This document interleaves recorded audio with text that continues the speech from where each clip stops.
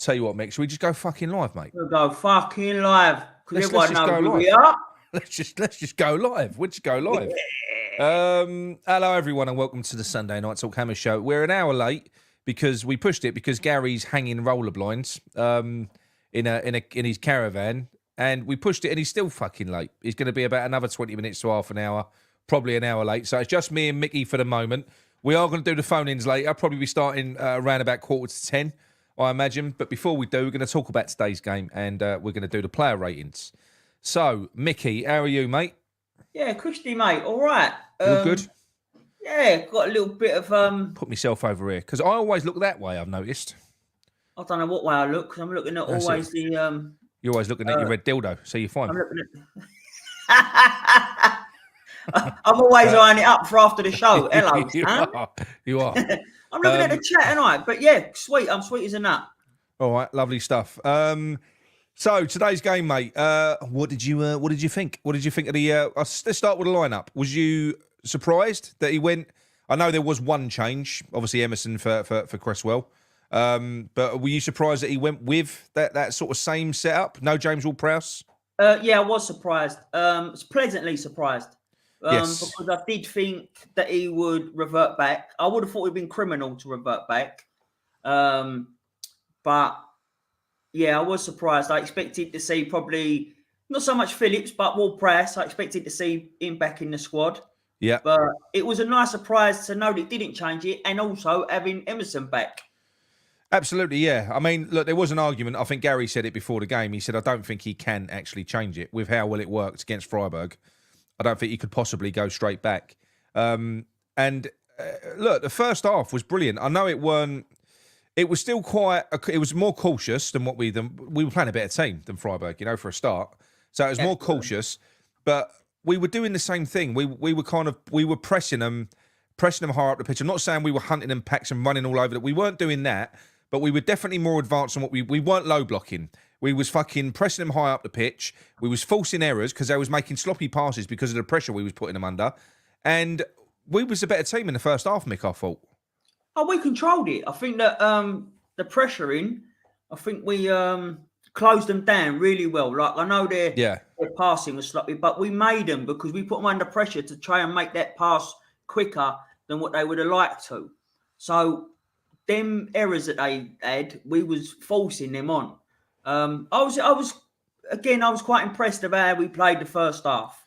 Yeah, we was good. Before we do any more, can you hear that noise? I'm letting the dog stay in here for a little while. I'm trusting them. They'll probably have a fight in a minute, but one of them's chewing a buffalo horn. It's driving me mad. Can you hear it? I can't hear it, no. No, that's good. That's good. I don't know if anyone else can. It's the fucking noisiest thing ever. It was good. We got the first goal on 29 minutes, didn't we? We had there was a disallowed goal. I forgot to talk about that. That was Kudus's goal because there was so much fucking controversy in that game. Did that come before or after our goal? I can't remember. Was that the first one or was that the second? No, that was the first. What actually happened there? Why did that get ruled out? So what happened was Antonio, when he stays on the keeper? Yeah. So as he's done that, his arm's gone across Martinez on his chest. But it was very soft. Like he looked like he just not even holding him. I've got that confused with a disallowed handball. That's what I've done. Talk about that because I had to look at him. Yeah, I've got that confused. But then what had happened was that before Kudus even got the shot off, the referee did blow the whistle. Yeah. But I think that had the referee not had blown the whistle, he would have gone to VAR, and I think VAR probably would have overruled that, possibly. Yeah. You just never know when the goalkeepers, because they're so protected. But to me, that was very soft, and that's the one that should have stood for me. Yeah, I thought that should have. Looking back at that, because I for some reason that completely fucking escaped. That went from my mind. There was so much going on in that game. Because the one that Micky scored, the one that Micky scored that got disallowed in the second half, that was the one for the handball, wasn't it? Yeah, and it was. It was handball. I know that there was a lot of controversy. The first time, it's not until the last picture that they showed, or the last slow motion, that I saw, and Micky did move it come off his arm, and he moved his arm, but he give himself away. Because when you look at his reaction, he goes, "Oh!" Like, no, it didn't touch my hand. But it did. And then when the decision come through that it's a disallowed goal, he didn't moan about it or anything. He was he just got on with it. So it was an handball, unfortunately. Yeah, I thought so. I thought so as well. Yeah, the one that I was thinking of was obviously Caduce's, because that was the one where they highlighted that Antonio had impeded the goalkeeper, and I didn't think he really did, to be honest. I didn't think there was anything in it. I thought the goalkeeper was just weak. I thought he was just weak. That's all. Well, every corner that they took, or near enough, Martinez was near enough at the back post, and he was come running through. So he's basically running onto Antonio, but Antonio sort of, I can't say hold him. His arm was just there across his chest. And that's what I'm saying. I don't think he should have blown up. He shouldn't have blown the whistle. As you can see, this is what's going to happen. Just go through the chat a minute, mate. I'm going to have to get him out. Yeah, go on. You're all right. Go on. Can't trust these fucking dogs. Hang on. Can you hear them? They're going now. Right. Andy Robinson, thanks, mate. Thanks for coming, member. Can't do the fireworks, but pew, pew, pew, pew, pew. Nice one. Yeah, I know. I see that. That 5 minutes was the longest check in Premier League to date. Now, don't get wrong, we talk about that, but yeah, I believe if it takes that long, then you should give the benefit of that. Although they did come to the right decision in my eyes, I genuinely believe. But I genuinely both decisions for the handballs were the right decisions. It's not nice saying that. I wish it was different, but it was. So then a lot of people were saying about, they don't want West Ham to get through that thing. I think that there was a good chance as well. I didn't see the replay of that there's a good chance that Villa could have had a penalty. Well, yeah, no. Well, that's what I was going to say. That was every much a hand. That was a handball. This is what I mean. I don't really. This is what I don't get. Right. So it's really loose on handballs for penalties being awarded, but any touch of the hand when it leads to a goal, it gets ruled out. It's a handball. Yeah, that's the rule. Doesn't matter. Even if the goalkeeper kicked it to your hand and it went in, it's automatically ruled out. But I don't get how the same doesn't apply for penalties and stuff like that as well. It's so fucking weird. Like, the guidelines are so muddied. I can't really work it out. And that was really because it was Emerson, wasn't it? With Bailey, he had his arm out. He was sort of pointing. Yeah. And Bailey's tried to sort of dink it into the mixer, and it's hit his arm. So if that was me down the other end, I'd have been calling for a pen.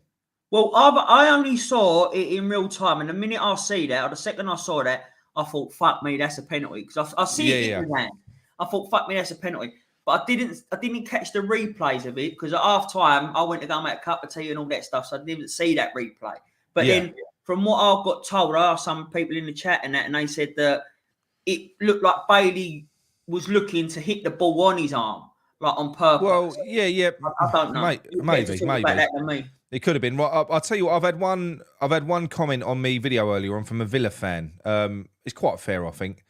But this is what he said. So he said, "Do West Ham fans seriously believe that VAR got the calls wrong, or is that just a knee-jerk emotional reaction in the heat of the moment? The replays show Antonio and Souček both handled for both of the goals, clearly. Also, there was a first-half handball in the West Ham box that could have easily been a Villa pen, and he's put in brackets, we've seen them given, but he said, for me, all of the calls were correct. The 2 goals should have been chalked off, and that wasn't a penalty. And he said, West Ham were by far the better team in the first half, deservedly took the lead. I feel after your goal, you went passive and started defending deeper and deeper. This let us back into the game, and we deservedly equalised after being by far the better team in the second half. On the balance of play, 1-1 felt like the right result. And that said, I feel Villa were vulnerable today, given our personnel challenges, and West Ham could and probably should have won if you'd have showed more ambition. For me, it was a missed opportunity for you, so I get the frustration, but it was ultimately a fair result in the end and a good away point for Villa. Well, I think that's a fair assessment, to be fair to you. I don't agree with that the draw was a fair result. I don't. I think that... I think what he's saying is on the balance of play. Yeah, well, I don't know. Again, I don't think that. I don't think on the balance of play. I think the first half, we controlled the game so well, and we controlled it up until that sub. And it wasn't the fact that he's took Mikel Antonio off. He's coming back from fitness and that. But the player that should have been coming on was easy to say Ings, but it should have been more of attacking we should have kept the same formation. But the minute he brings Johnson on, it's to say, right, we need a more defensive player to try and keep hold of this 1-0 lead. And it was suicide because how we was playing, closing them down and that, we controlled it. It was so controlled.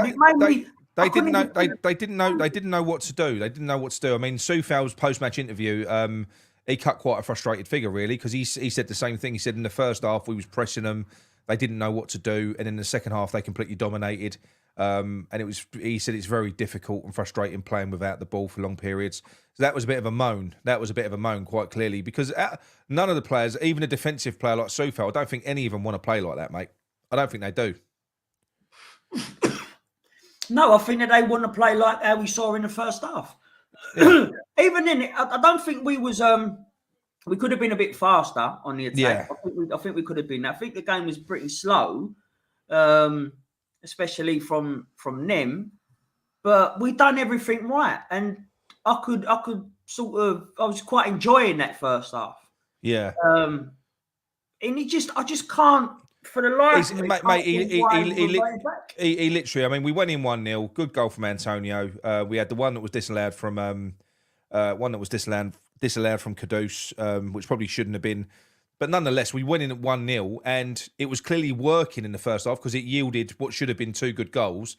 And he's completely shat himself. He's just gone.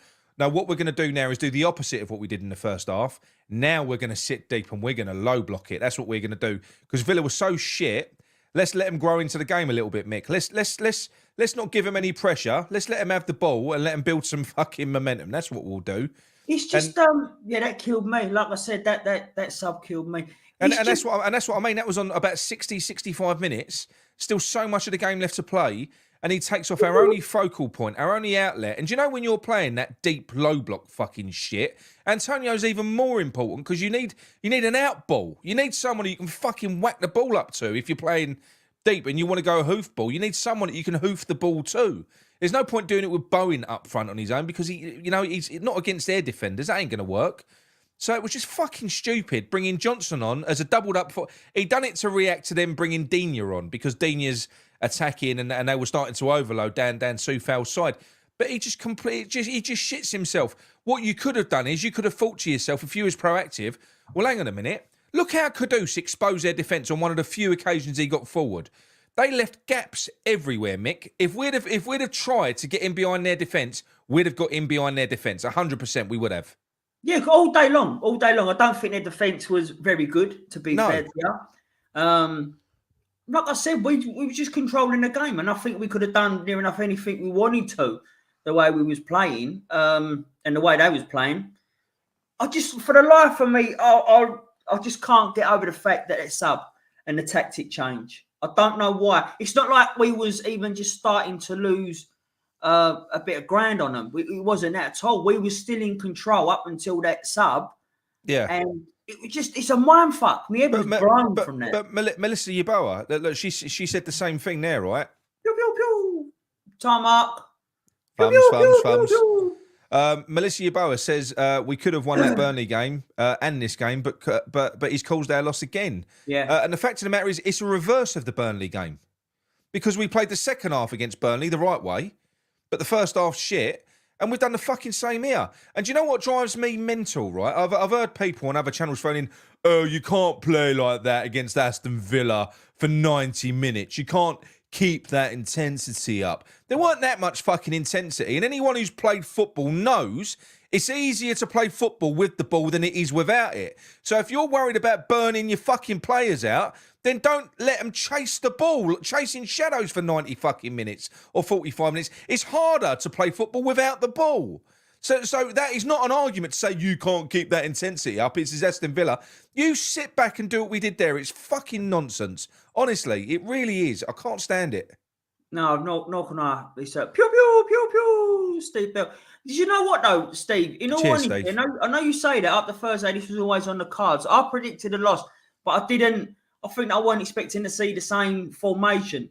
And after seeing that and the first half, I was I don't think that it was on the cards. I think that it was very much in our hands. Mate, it was on the cards the minute he took the fucking change of tactics. It's another example of the fact that if we play on the front foot and go toe-to-toe with teams, we can cause them problems. We can cause them problems. I don't know why he's got to do that. I mean, if he'd have played... We could have lost that game playing the way that we played in the second half. We probably they had 21 touches in our half. This is 89th minute. I got a tweet sent through to me, and it said West Ham have had 2 touches in the opponent's half in the second half, and that was on 89 fucking minutes. Mate, it's not good enough. And at that point, Villa had 21-22. We were just we sat back and we just absorbed. Everyone could see that goal was coming. It was no surprise to anyone when they scored. Do you know what I mean? No, it wasn't. It wasn't at all. We see that coming away because again, I know I've said it, but it's because we wasn't closing down. We was giving them more freedom to fucking pass the ball and make non-errors. Do you know what I mean? I'll just press that as well. Fucking hell, Nick. Very, very nice of you, Charles. Go and grab that freebie, everyone. It was very, very, very fucking annoying, mate. I don't know why he did revert. I can understand making mass changes, you know, if you've got to do what Emery did. You know, he made 2 changes at half time. But he had to change. That's the difference. He had to change. We didn't. We didn't have to change because even with his changes that he made, we were still, again, it's all about that closing down. I thought we played that game against Villa. I thought we played it brilliantly in that first half. Exactly how we should have been playing. And they should be against Villa. Yeah, they're a really good team, a top team that are in the top 4 on merit. And we went toe-to-toe with them. You know, yeah, they was missing a key player in McGinn, who I called Matty Cash earlier on. They was missing a key player in McGinn. But that was a good team we faced. Went toe-to-toe with them. We beat them in the first half by doing so. Do you know what I mean? Listen, when it comes to sort of passing foot, because people always point to the possession stats, we're never gonna have more possession than anyone because it's just not what we do. But you can play further up the pitch. You can press all over the field. You can force errors, and then it was just night and day. Which is what we were doing, though. As you said, we can enforce errors and everything. This is what we was doing. Listen, I'm not concerned. I'm not so much one of these people. We need this amount of possession. We need that amount of possession. I'm not worried about that. See, I don't like if it's possession like the Moyes possession, if you like, where it's triangles always at the back in our own half. Hold it, reverse triangles back towards your own goal. I don't want that. Fine. I know. Keep that possession-based football, but it's what we do off and on the pitch that can also be just as exciting. And it was. I think today was a good game. The first half, second half, mind-blowing. Absolutely mind-blowing. Yeah, it was. It was. Where's me thing? Here it is. Right. Okay. Look, let's jump into the player ratings and get this. I've had Alvarez. What's that? My walk. He said, "What's happening with the Barnet, Micky?" I've had a Alvarez. My walk. Right, Micky. Areola. Yes. I think he had another good game. He did have another good game. Didn't have a lot to do in the first half. He did make a good save from Watkins in the first half on his near post, which he should be saving, but I thought he was still good. I thought that was good. That was a good reaction save. That was with his leg, wasn't it? Do you know what I mean? Really that could have easy snuck in. It was good. For the goal, it was like so close range and a bit of like a congestion in the box. Can't really blame him for that. I think I know a lot of them are saying 8s and that, but I'm gonna say 7. I think he had above average game. But I don't think he was massively tested like he usually is in every game. So I'll give him above average 7 for me. That's fine. I do think he made some fucking good saves today. Yes. Right, so where are we? 7. Okay. I shall take Emerson. So I thought Emerson played really well today. He weren't getting forward as much. You know, the Soufal was getting forward more than him, which was quite weird. So he was like the attacking side. I think it's because I don't know whether it's because he's got Zuma on his side, Emerson, and he's got to sit back and babysit him a little bit more. But he was keeping Bailey quiet, like really quiet. He was blocking everything. He blocked a couple of shots as well. I think Emerson was very, very good. I don't know why he got taken off in the second half. I mean, look, especially the time. Some people are saying, well, he's just back from an injury. I mean, fucking, there's only a few minutes to go. And what was it? It was 80 odd minutes. 80, he couldn't have seen the game out. I think it was Canning Town Len said he felt like David Moyes wanted to try and be the architect of a smash and grab win. You know, he saw his name in lights, which is why he kind of made those changes. I wouldn't put it past him because I don't see any tactical reason why you would make those changes at all. Well, especially after someone pointed out to me, there's a 2-week international break. Exactly. It's fucking stupid. I'm going to give Emerson a 7, I think. Yeah, I agree. Like, so just to say about it, I didn't think he had his normal up the field game. He was defending. Yeah, because I think that they were scared that Bailey has got the pace and the skill to ruin defenders. So I think that he was more cautious. But as you said, it's as a defensive display. I thought he was really good. It's a 7. Yeah, I agree with that. Go on, mate. Sufal. I thought he was brilliant today. I did. It's one of the best performances I've seen him in for a while.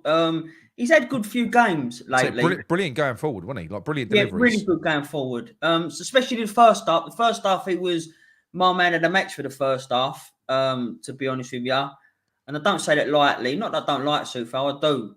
It's just don't really associate him with that. But some of them crosses he was putting in were brilliant. I think his link-up play, he was strong. Yeah, I agree with the chat saying it as well. 8. I think he was very good today. I'll give him an 8 as well. I'll tell you what, he deserved. Did you see him screaming for that ball just before he had that shot as well? Yeah, like when he didn't make that, he didn't follow the running. He should have. He was sulking. He sort of shit and stamped at it when he didn't get the ball. He was. If he'd have followed the running, he'd have been further. He'd have been closer to goal. Yeah, that's right. But he was that cross that he put in was fucking class. I don't know about 10 Foxes. It's a bit. No.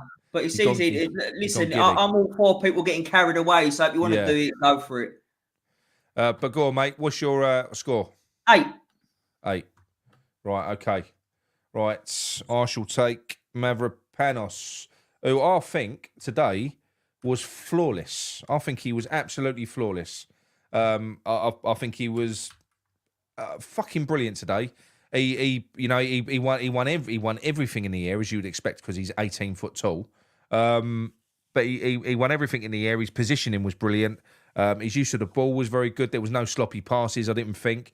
He was outstanding. He was blocking it. He was blocking everything. I mean, they've got good players. I mean, and Ollie Watkins was quiet as fuck. You know, they've got really good forward players. Mavropanos was excellent today. But you know what? I've said this before. It is no coincidence that our defence looks far better when you've got a good midfield. When you've got Alvarez, Paqueta and Souček in there, solid midfield. We won the midfield battle today. It was certainly in the first half. So, therefore, they do look better. They're protected. And, yeah, fucking really, really good game. I'm giving him an 8, Mavropanos. I think he well deserves that. Yeah, fair enough. What about Zuma? I don't think he'd done anything wrong, Zuma. I can't remember much that he did right though. In terms of, I can't remember much that he did. Can you? No, I can't. But that's the reason why I led with a positive and thought I can't remember a lot of stuff that he did wrong. Yeah. I remember a couple of headers that he didn't really get at. They sort of went up in the air.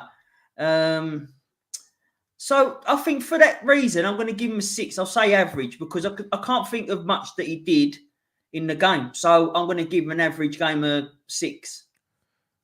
What's that, mate? 6. Yeah, I think that's fair. Yeah. I think that's fair. Yeah, he didn't like you said, he didn't do anything wrong, but he didn't stand out, did he? No, I can't think of much that he did do at all. So I'll just see that as an average game then for me. Right, Alvarez got completely fucked over by the ref. I don't think he should have been carded, I've got to be honest. We'll talk about the ref after because the ref was an absolute wanker with some of his decisions. We didn't talk about the Kudus one either, where with Douglas Luiz is all over him, and then Kudus ends up getting booked. I know he booked Luiz as well, But that was bullshit what happened there. It really was. But Alvarez was everywhere today. The guy is a fucking amazing player. He covered, if you've seen his heat map is just literally the whole pitch. He covers everywhere. In terms of his blocking, never shies out of a tackle. He's hard as fucking nails. I don't care if he gets loads of yellow cards and we have to lose him for a couple of games out of 38. It don't bother me. He's an absolute beast. Leads by example. Uses the ball brilliantly well. He's cultured as well. He's the fucking real deal. I'm telling you, he's absolutely top class, top draw. For me, I'm going to give him a 9. I'm going to give him a 9. I am. I think he was that good. Fair enough, mate. Your decision, your call. Oh, here we go. Hello. He's here. Hello, you're all right. Oh, Gary, as you're here, go and take Souček. Take Souček. Yeah, good one. Right. Well, look, I've listened to the show so far, so I'm up to date. I agree with what you said. Listen, I thought he had a really good first half, Souček, and I thought he had a good game in general. You know, there are a few times in the second half where he kind of stretched for the ball and didn't quite get it, or he made a bad pass. I thought he was a bit sloppier in the second half than he was in the first half. Put it like that. But I think that is directly related to the way we played. Right? We know now. Dropping deep doesn't suit Souček, right? So it doesn't suit anyone, does it? Doesn't suit anybody in the team. And I agree. I think Micky said it about Soufal. He was magnificent today, and he has been in the last few games as well. He loves piling forward as well. They all love it. So I'm going to give him Souček. He had a good game. I'm going to give him an 8. Yeah, he was good. Yeah. Go on in, mate. And I felt the same about Pac-Man as well. I've got to be honest. I thought he was another one that had a really, really fucking good game. Micky, it's your one. Sorry. No, go on. You can take it if you want. No, go on. Go on. Yeah, Paqueta. Again, I love just how he tries stuff. I love his little flicks and that he does. The flicky, tricky stuff. Yeah. Even if he's them little back heels and that, I really love watching. I mean that flick that he did was fucking outrageous, wasn't it? He was so good. And then there was a link up between him and Alvarez, and seeing them, like my two favourite players, link up with them little tricks. It was like a fucking dream. I loved it. Do you know what I mean? We love flicky tricky, don't we? We love it. We love flicky tricky. Moyes loves flicky tricky as well. He's dying inside every time flicky tricky happens. We just, you know what? One of the commentators said it that I was listening to. Paqueta is sort of a player that you buy a ticket for to go and watch. Yeah. Oh yeah. You pay your money to watch players like him. Yes. Yeah, that's what they said, and I couldn't agree more. Again, I don't think it was his greatest game, but I think that a lot of stuff goes underrated with him. I think his defensive work again was really good. I thought he was very good personally. I'll give him an 8 as well. I think the midfield was really well played. I think everyone dropped off on the second half, so I'm really going based on a good first half performance. But then he came off. Yeah, I'll give him an 8. Yeah, he was definitely 8 worthy. I think that is such a strong midfield. That's a strong, balanced midfield. That is a midfield. It really is. It works well. It's amazing. I think arguably Zuma, amazing. He could be the weaker link out of all them on that pitch now. Yeah, absolutely. He is the weak link. Yeah. Yeah, no fault of his own. His body's fucked. No. So, that's it. Best, exactly right. Does his best. He does. Right, I shall take Kudus, who I think was probably the best of the front three, even though Micky scored. None of them played badly. But yeah, I think Kudus played really well. On a few, he did his usual defensive work. On a couple of occasions, he did get forward. He was dangerous. Obviously, he got the goal that got ruled out that probably shouldn't have been. Our only chance from open play in the second half came from him doing a fucking marauding run and turning Konsa inside out, chopping back to James Ward-Prowse. Kudus gets an 8 from me. He was very, very good, very good. Yeah, well deserved, and it seems to be everyone agreeing in the chat for an 8. Yeah, he's back on form again, Kudus, and he's back on song. He's hungry, isn't he? Yeah. Micky back in the goals. Go on, Micky. You can take Micky. No, go on, Gary. It's Gary next, isn't it? Go on, Gal. Go on, Gal. Yeah, go on, mate. And so, Gary's gone. Oh, he's gone. Go on, Micky, take Micky. But I've seen them. Gary, start again. You dropped out. Yeah, mate. Sorry. I've just machine's just starting up. Yeah, no, I think I ain't been to the last two games, but I've seen them. And Micky, for me, the other night was the difference in that Freiburg game. Right, he's the one that took the attention off of the other players. And today he just continued where he left off. I thought it was another fucking great performance from him. Really, really leads the line with those players around him brilliantly. And nearly had 2 goals. If it wasn't for a perfectly legal handball, I thought. Gary, tell me why he got taken off after 65 minutes. Well, that was a stupid decision, and I said it in the chat at the time. You know, everyone agreed. Everyone agreed it was ridiculous. You know, I said that feels too early. That was my immediate reaction, because if you're going to do that, to bring him off for Johnson, though, what about Danny Ings, for fuck's sake? I know. You know. Yeah, I mean, look, it's ridiculous. It was a negative substitution. It was too early. If you're going to do that, then for God's sake, do it in the last 10 minutes or 15 minutes or something like that. Don't give yourself nearly half hour, including injury time, more than half hour to survive, because it was impossible. Yeah, Micky gets an 8 easily. He gets an 8. Good. Right, okay. Right, Bowen. Bit of a quieter game from Bowen, I think. Go on, Micky. Yeah, I agree. I think that look, Bowen always tries, so there's not point saying that he tried, because he does always try. I think at times, I think he was a little bit greedy today at times. I think I see a couple of passes he could have made earlier. There was one that he could have passed that to the left. I think it was either to Antonio or Kudus, one of them, but he didn't, and he ended up losing it and getting fouled. And then that one. Where he went right to the byline and he could have kicked it in, but when he didn't, I don't know. There was a little bit of greediness about him today. I don't think he was on his best at all. No. I think it's hard to go to 6 to 7. I think I'll go for he's capable of more. Help me out here, lad. 6 or 7. It's up to you, mate. I know. I think that's an average game for Bowen. Yeah, so do I. I do agree. How about you? A 6 there? I reckon a 6. Yeah, I think a 6. When you got to hold it, you got to compare him to the people he plays alongside, right? And you know, he wasn't up there, was he? No, and he didn't even have to track back like he usually does to cover Soufal today. I think Soufal was on it, so he did have more of a bit more freedom about him. But he wasn't on it today, which again, it's not his fault. Everyone's entitled to it. So a 6. I think for Bowen, it was an average game. Right, Gary, take Ben Johnson for me. He was kind of on the pitch for the longest period. I struggled to see what he was brought on to do. I mean, he was clearly brought on to shut the game out. Yeah, and help, but I don't remember him actually doing anything.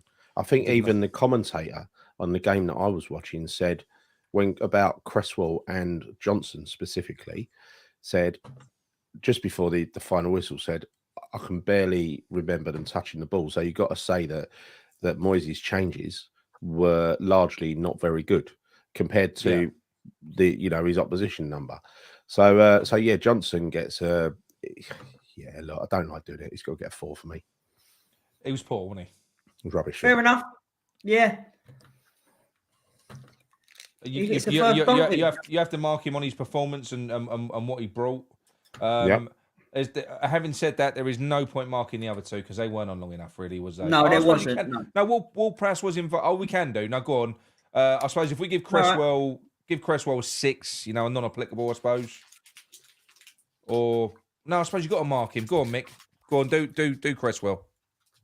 I don't think that.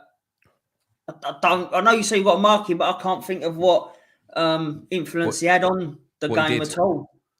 What he did? No, you can't think of what he did. No, that's what I'm saying. Yeah, sorry, I thought you said he did. No, I can't think of any influence he had on the game at all. I'll have to give him a 5 because it'd be a bit harsh giving him a donkey for how long he was on the pitch. Yeah. So I'll give him a 5, just a below average performance. Yeah. That's fine. There you go. Look, I'll put Jared Gillett in there because he is a wanker as well. I mean, you've got to say, can I just say a couple of words on Will Pressing? Because I know it's your turn, but no, take him. It's fine. I thought he was. I thought he tried to make stuff happen when he came on. I mean, he had what looked like a really good chance actually. Unfortunately, into the body of the player in front of him, but he was in the right place at the right time. And then that cross, that was a beautiful cross, and that's the kind of stuff that he is good at, and he seems to have a point to prove when he came on. That's what you want to see from subs, isn't it? I guess you're right. Yeah. I don't think that James will listen. I'll put it this way, right? I think our corners were far better with Jared Bowen taking them. Yeah, absolutely. Yeah, no, I agree. But far I think better. he's found his place now. Will Press? He's a substitute. He put in a good. It was a good cross. That was fine. He did all right when he came on. But for instance, that direct free kick from Paqueta, that was better as well. I'd rather see players like that taking these things now. Yeah. I'm kind of bored with him. He's not part of the first 11 anymore, right? No, he's not. No, and nor is Phillips. So are you giving him, Gary, a 5 or a 6? Give him a 5. Give him a 5. 5. But you are either going to see Will Press or Phillips come in for Alvarez now. So yeah, we should discuss that separately because that's a big thing. That's a big thing that's going to happen there. Yeah. Right, let's talk about Jared Gillett. So we brought him back. He was fucking awful today. I think he was carding us for everything. The one I don't think the Alvarez one was a card. I don't. I think that one where he's gone in on Zaniolo, I don't think he really got involved. I don't think it was petulant. I think Zaniolo sort of reacted badly towards him. I think that was absolute shit. He gave the yellow card to Mavropanos for throwing the ball away, and then didn't give Zaniolo his second fucking yellow card for doing the same thing. He should have gone. If you're going to book someone for doing something, you've got to stick to the rules. One of the worst refereeing performances I've seen this year. He was dog shit. I mean, VAR were equally. I'll say that VAR got it right, didn't they? Let's be honest. They were both handballs, and VAR didn't give the handball. No, that was extreme. That was extreme right. That was extreme right chest from Souček. That was a little tiny. He gently fucking dabbed the ball. He gently dabbed the ball purely by mistake to Bowen, who finished it off with a slam dunk into the back of the net. Right, nothing wrong with that at all. He gently dabbed the ball as he moved his shoulder towards the ball goal. He'd have to have tits like Dolly Parton if that was his extreme right chest. There's no way that was his chest. It weren't. No, but you gotta love Gary's like. But no, he was absolutely useless. And do you know what? I'm going to give him a C. Yep, deserved. C. Yeah, C. you are right with that Alvarez one. He didn't deserve a yellow card. The other player, Zoo, I can't remember his name now. Zaniolo, the one who scored. Yeah, the one who scored. He's definitely got the yellow card for that. It was him who instigated it and rolled him up. And then he threw the ball away. And then we had that one with what's his name, Douglas Luiz on Kudus. Listen. I know people are saying, "Oh, well, he threw his arm." No, he didn't. He fucking shrugged him off. He literally had hold of him. Yeah. He had hold of him. He was in like a bear hug. So he's thrown him off, and then Douglas Luiz did you see what he did with both of his elbows down his back? Literally run both elbows down Kudus's back. That's why he flipped. I didn't see that. He should have gone the fucking dick. But that Douglas Luiz, he's just a wind up. That's like that's like a Vinnie Jones type character. Someone who likes to give it out, who likes to wind up a players up. He was laughing afterwards, wasn't he? It was a wind up. It was a big wind up. Yeah, and Kudus's got to learn to not react. If they weren't giving it to the Douglas Luiz's burden, that they should have been. They should have been on his case about that all day.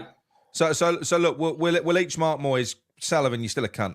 We'll each mark Moyes, and I'm going to go first. This is a reverse of the Burnley game. So he got it wrong in the first half against Burnley, as Melissa Yeboah said earlier on, and he completely capitulated and shit himself in the second half. We could have smashed and grabbed and got a win, but there was no reason whatsoever for him to change the way that we played in that second half. None. He shat himself. couldn't make the change after Freiburg because, we was too good, so he couldn't justify making a change to go back to his fucking low block. But this was an opportunity for him. We're 1-0 up. Let's try and hold it. Do you know what? You absolute fucking dick. And I think if we was playing against a sharper Aston Villa, they would probably have scored a couple of goals. They'd have scored 2 or 3 goals in that. We was that deep. We was that deep in that second half. He gets a fucking 2 for me. He was shit. Yeah. I'm not going to mark him that low because I thought he got the selection right. He got the tactics right. The approach in the first half was fantastic and it was enough. We should have had that game tied up by half time had it gone right. We didn't. And then he made a very, very bad single decision in terms of fucking bottling it and bringing Antonio off and replacing him with a defender with 25 minutes plus injury time to go. Instructions as well. We had 2 touches in the opposition box in 40 minutes. 2 touches. I didn't realise that. No, but he literally made fucking changes, tactical changes. We sat back. We just sat back. There was nothing going forward in the second half. Nothing. We did invite them into the game, and again, it's something I said earlier. It just felt like it was inevitable that we're going to lose this game after he made that change. But yeah, I didn't realise the possession stats were that bad before the change. Well, no, the possession stats were awful in the second half. I think up to 90 minutes. Well, I'll tell you what they were now, but it was about 70% to Aston Villa. Yeah. In the second half. And again, I checked the possession stats in the first half at one point, right? And it was about 72% to Villa. And we were absolutely dominant, right? So sometimes the possession stats don't tell the full story. But, I think they did in the second half. They absolutely did. Yeah. So I'd give him, like, I'm not, I don't know whether to donkey him up. Yeah, I'll give him a 4. I'll give him a high donkey. Second half ball because possession. you shouldn't do that. You shouldn't give games away like that. And he did give that game away, right? Gary, second half possession at home. Yeah. Aston Villa 77%. Yeah. We had 23. I mean, like you said in the first half, it was different. We had 37%. We had 37% in the first half. Yeah. So they had 63. So we literally just fucking regressed. It was ridiculous. I mean, how many passes did we make? We made 93 passes to their 302 in the second half. There's only one positive I'll say is that, and again, he didn't bring Ings on, so that is a negative to me. But when he brought Ward-Prowse on, he did encourage Ward-Prowse to go forward. He didn't bring him on as a defender, right? So he clearly was in fear of fucking losing it, right? He was in fear of losing that game. He realised it. I think he realised he'd fucked up, right? And he tries to do something about it. Right, Mickey, your turn. Right. I'm going to say this here, right? So last week, on Thursday night, I give Moyes a 9. And I still stand by that. I thought it was well deserved. Now, when I see the lineup and how he played in the first half, I thought I was going to be marking Moyes high again tonight. I really did. But this is how drastically and how really strongly I felt that we was in control of that game. We didn't look like letting them score. We just looked like we made Villa look bang average at best. I really do believe that. And it was still working up until that point that he made that sub to try and be more defensive and try and defend a 1-0 lead in about the 65 minutes. And to me, that done all the good work. It undone it all for me. I thought, I can't fucking believe he's done this. It blew my mind. I couldn't work it out. So for that reason, I'm not going to mark him. I'm also going to give him a C because I think what a big cunt for doing that. I was fuming that he'd done that. Oh, it was cowardly. It was cowardly. And people have said in there as well. This is exactly how we're going to face the opposition that we've got coming up now. I think it is. I don't think we're going to go. Well, I don't think we're going to go toe to toe. And listen, do you know what? I worry so much about us even entertaining the idea of doing a low block without Alvarez in that team. That fucking worries me. Trying to low block without Alvarez in that team, you've got to be having a fucking laugh. Low block doesn't work with Alvarez, right? No, but at least he's there. He's kind of a bit of a force. But to try and do it without him, you can't do it. I'll tell you what. Do it. I think we should discuss Alvarez because that is a Micky mentioned it earlier, but this is something that's going to really hit us hard in the next 3 games. Yeah, because he's our best player, I think. Yeah, he's our best player, and I think you've noticed, right? The better our performances get, and the bigger the opposition, Alvarez steps it up every time. It becomes better and better and better. And he was fucking critical to that performance in the first half today. I mean, my God, he was everywhere. The bloke is everywhere. I mean, he's got captain written all over him. He leads by example. He's fucking awesome. He's out of this world, right? I've run out of superlatives to describe the guy. And every time he doesn't play, we get slaughtered. And there's a reason for that. Is because he's like the heartbeat of the team. You take him out, you can have all the Caduces and Paquetas that you like, but you need the steel in the middle, and he is the Declan Rice replacement, right? Mikey's got away with words, isn't he? Hang on. He's like a wordsmith. He's a wordsmith, yeah. Mike, really. This season now, my fear, I don't want to hear your two's take on it, but my fear now is this season will go down the toilet with these 3 games. I've been thinking this for this last 10 games anyway. We got a point. I didn't have a stand to get a point today. We did. My prediction table, I had a stand to get a point in this game. All right, okay. I didn't. My prediction for the tail end of this season is misery. So personally, I think we will finish below, unless it will be an achievement for him to hold where he is now. I don't think he's got any fucking hope of doing that. I do think. I mean, the other teams that the point's good, but the other teams below us are up our arses. They're up our arses. We've got to play them as well. We've got to play Wolves. We've got to play Newcastle. We've got to, we've got Chelsea, to play Tottenham. Chelsea we've got to play Liverpool. Today. We've got to play Chelsea. We've got to play Man City. Oh, you just like fucking turn it in. There's so many of them, and I'm not looking forward to it. Leverkusen is the game that we've got to pin our hopes to. And Melissa said earlier back in the chat, that's exactly. I'll tell you what, if we play like that, which I think he will, because I'm having the same debate with people again, right? They're all saying, look, it's a 2-legged game. We did it against Freiburg. We low blocked against them. Yeah, but Freiburg shit.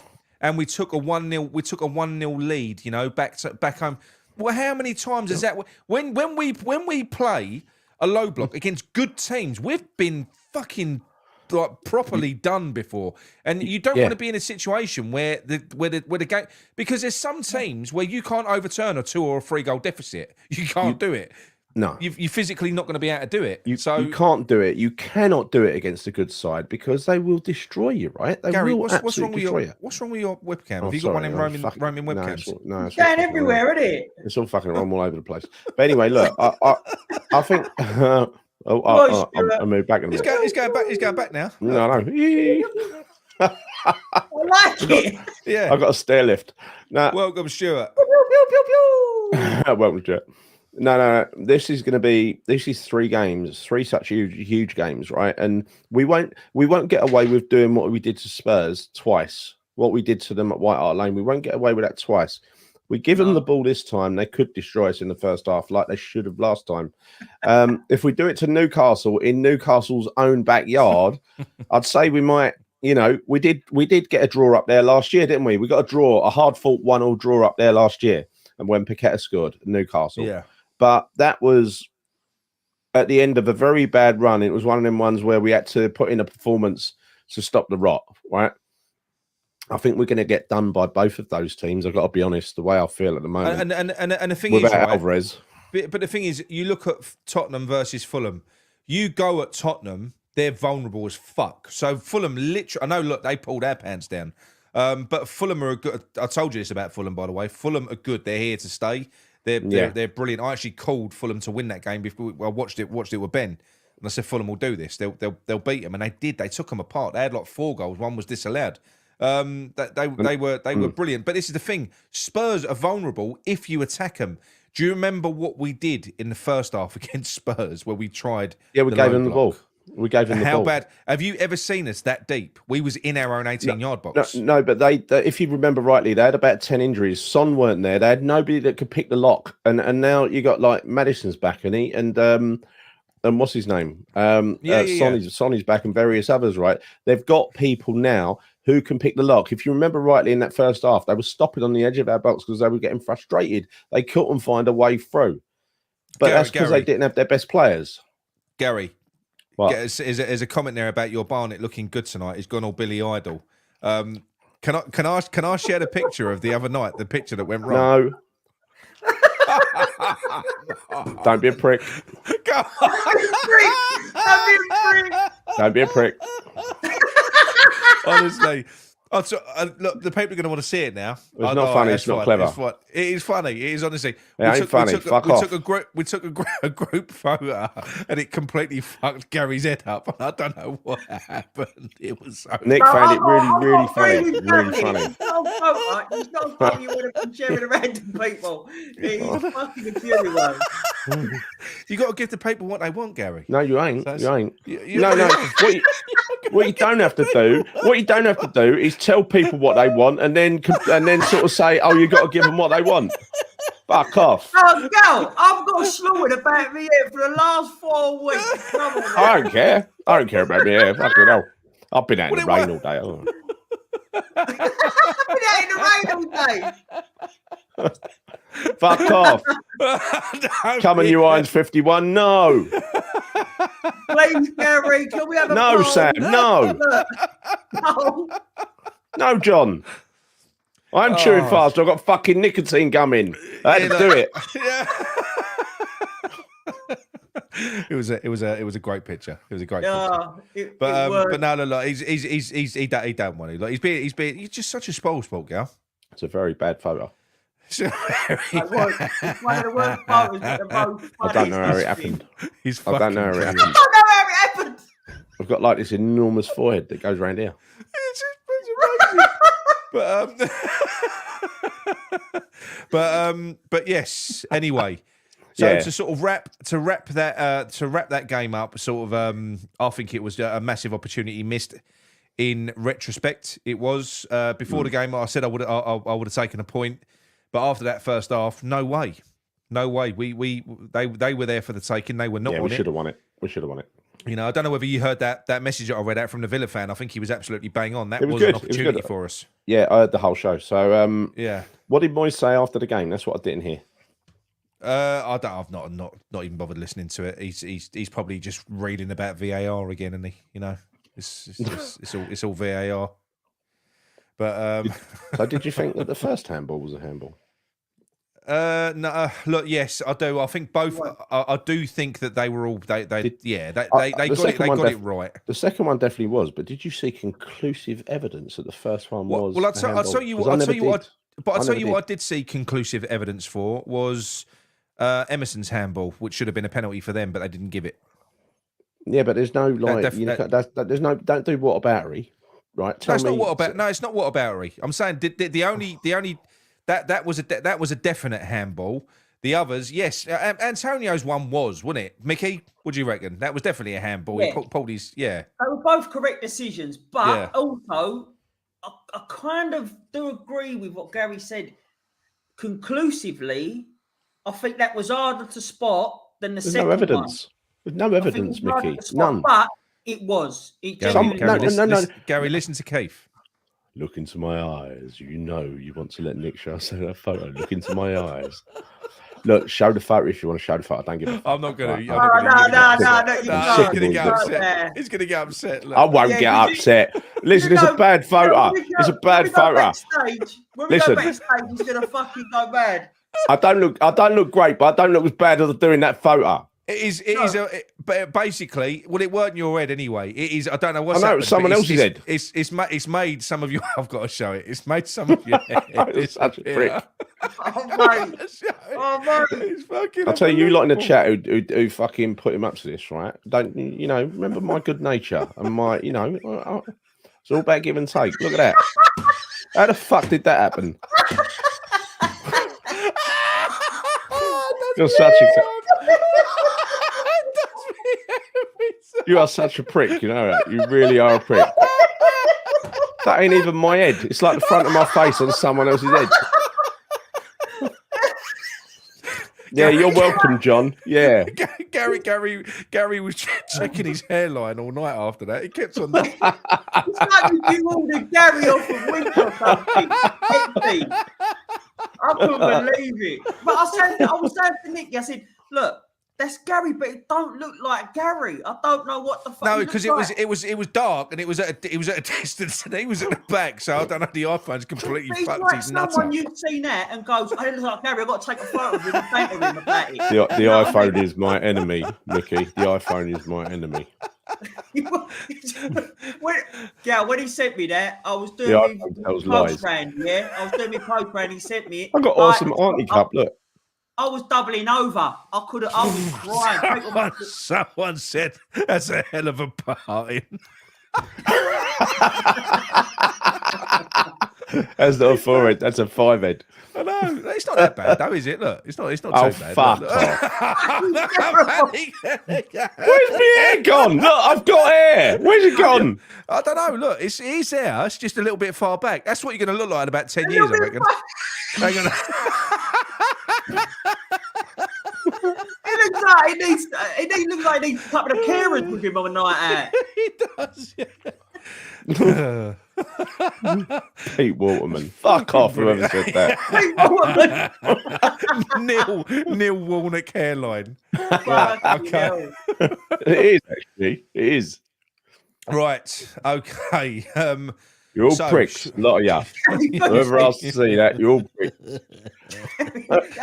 They're brutal in there. I would never have showed it if they had. No, you wouldn't showed it. You just happened to mention it and encourage people and say, "Oh yeah, Gary wouldn't want you to see this photo." and then it all loaded up, ready to go. Yeah, exactly. Yeah. Uploaded it just before the show started. Yeah. Fucking hell. It's brilliant. Let's go back. Hang on. Right. That could be it. I'm predicting what Gary will look like when he stays another 2 years. That could be it. Right, so I've got a couple of calls to make first. Don't phone in yet. Netflix ready. Art Garfunkel. Oh, fuck off. Art Garfunkel. It's the best picture ever. Do you know what Art Garfunkel fucking looks like? Neither of you do you? Like I'm going to get you a picture of Art Garfunkel up. I know what he looks like. Hello, is that Corral? all right, boys. How you Hello, doing? Corral. Yeah, not bad. Gary, they're taking the piss, and it's all harsh. It's all harsh. I don't care, Corral. That is a bastard picture, though, isn't it? That is a bad. It was a class picture, and whoever said Pete Waterman was right.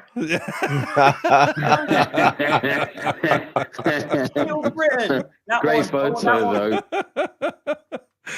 Corral, what were your thoughts on what unfolded today?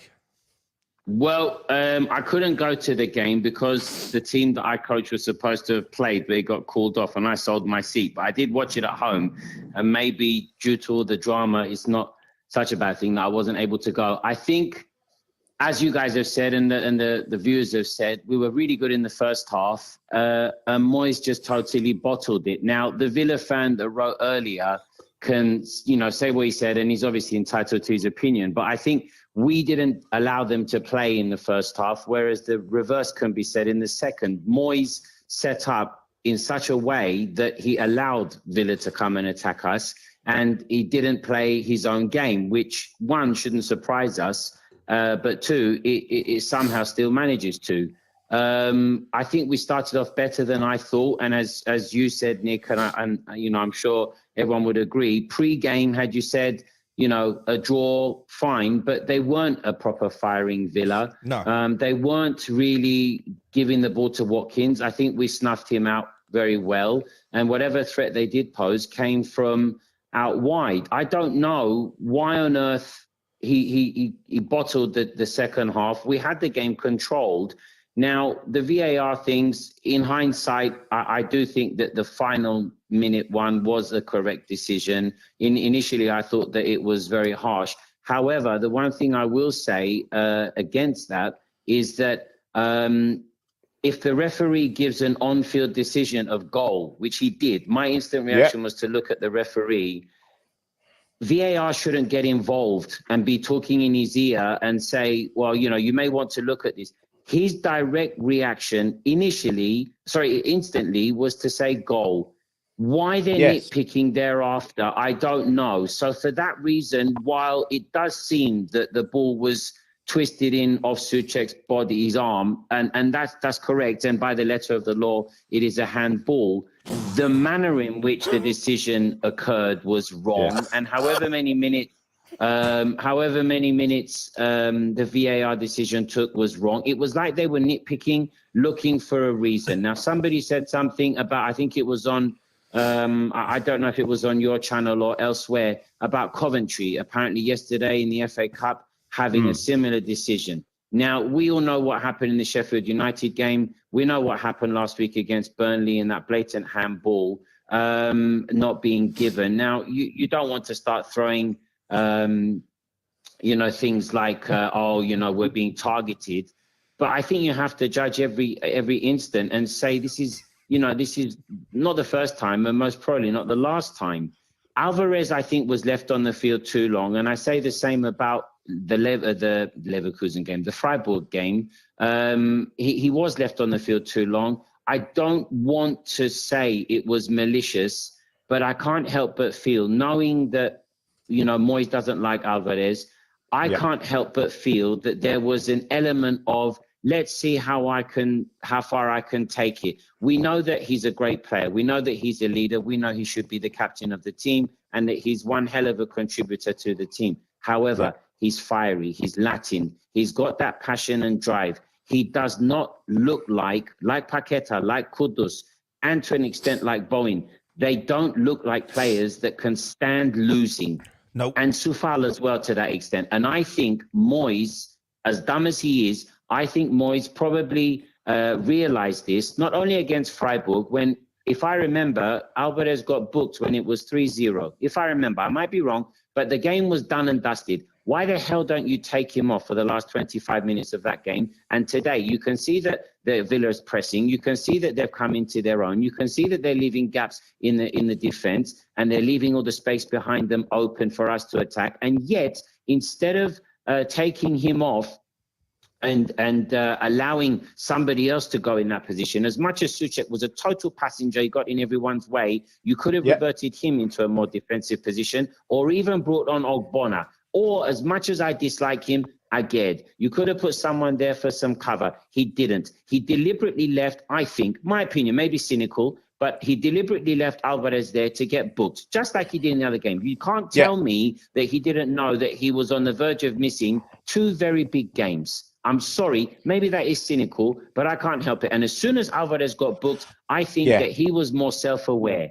I think he was more self-aware of any potential tackle that he made. I think that we should never have taken off Moyes, and should never have taken off Antonio. And I'm glad that the fans showed the reaction that they did, because it showed that they appreciated his effort. Yes, he's not the same Antonio. We all know this. But the guy didn't stop trying. Nope. He scored a beautiful header goal at his age, with his fitness, from a phenomenal cross by Soufal. Why the hell are you taking this guy off? Even if he's not to score another goal in that game, he posed a threat to their centre-backs. At least there was an outlet. Taking off Paqueta, your most creative player, a guy that can pull, something out of nowhere and create a chance, is total suicide. Never mind bringing on Johnson, who started off as right-back cover, and then he put Bowen up front, which we know does not work. And then he shifted him to the left-hand side. Now, one thing, Nick, I'm going to disagree with you somewhat about Emerson. For me, he didn't look 100% focused on the game, and I think he gave away too many silly passes in the first half. Fair enough. I think this is the reason why Emery brought on Matty Cash at halftime. I believe he targeted Emerson deliberately, and I can't remember the name of the second guy that came on, but if I recall, he played in a centre-right position as well. So they were deliberately going at that side. Zaniolo, wasn't it? No, not Zaniolo. It was another guy, midfielder. Zaniolo came on later on, but at halftime he made two changes. I can't remember the name of the other guy. Diaby. Diaby. That was it, Diaby. Yeah. They both targeted the right-hand side. Yeah. Why? They were doubling up on Emerson. Villa played well in the second half. They play more reminiscent of the Villa that we know. Still, Watkins was snuffed out. And still, Areola had to make 3 or 4 net saves. As much as I'm iffy about him, I think Mavropanos actually played well today. Yeah. I think Soufal played well. I think Bowen looked tired. I think that they got the better of Kudus for a lot of the game, but still toward the end, when he made the run, took on the defender, the ex, I think his West Ham Academy, Konsa.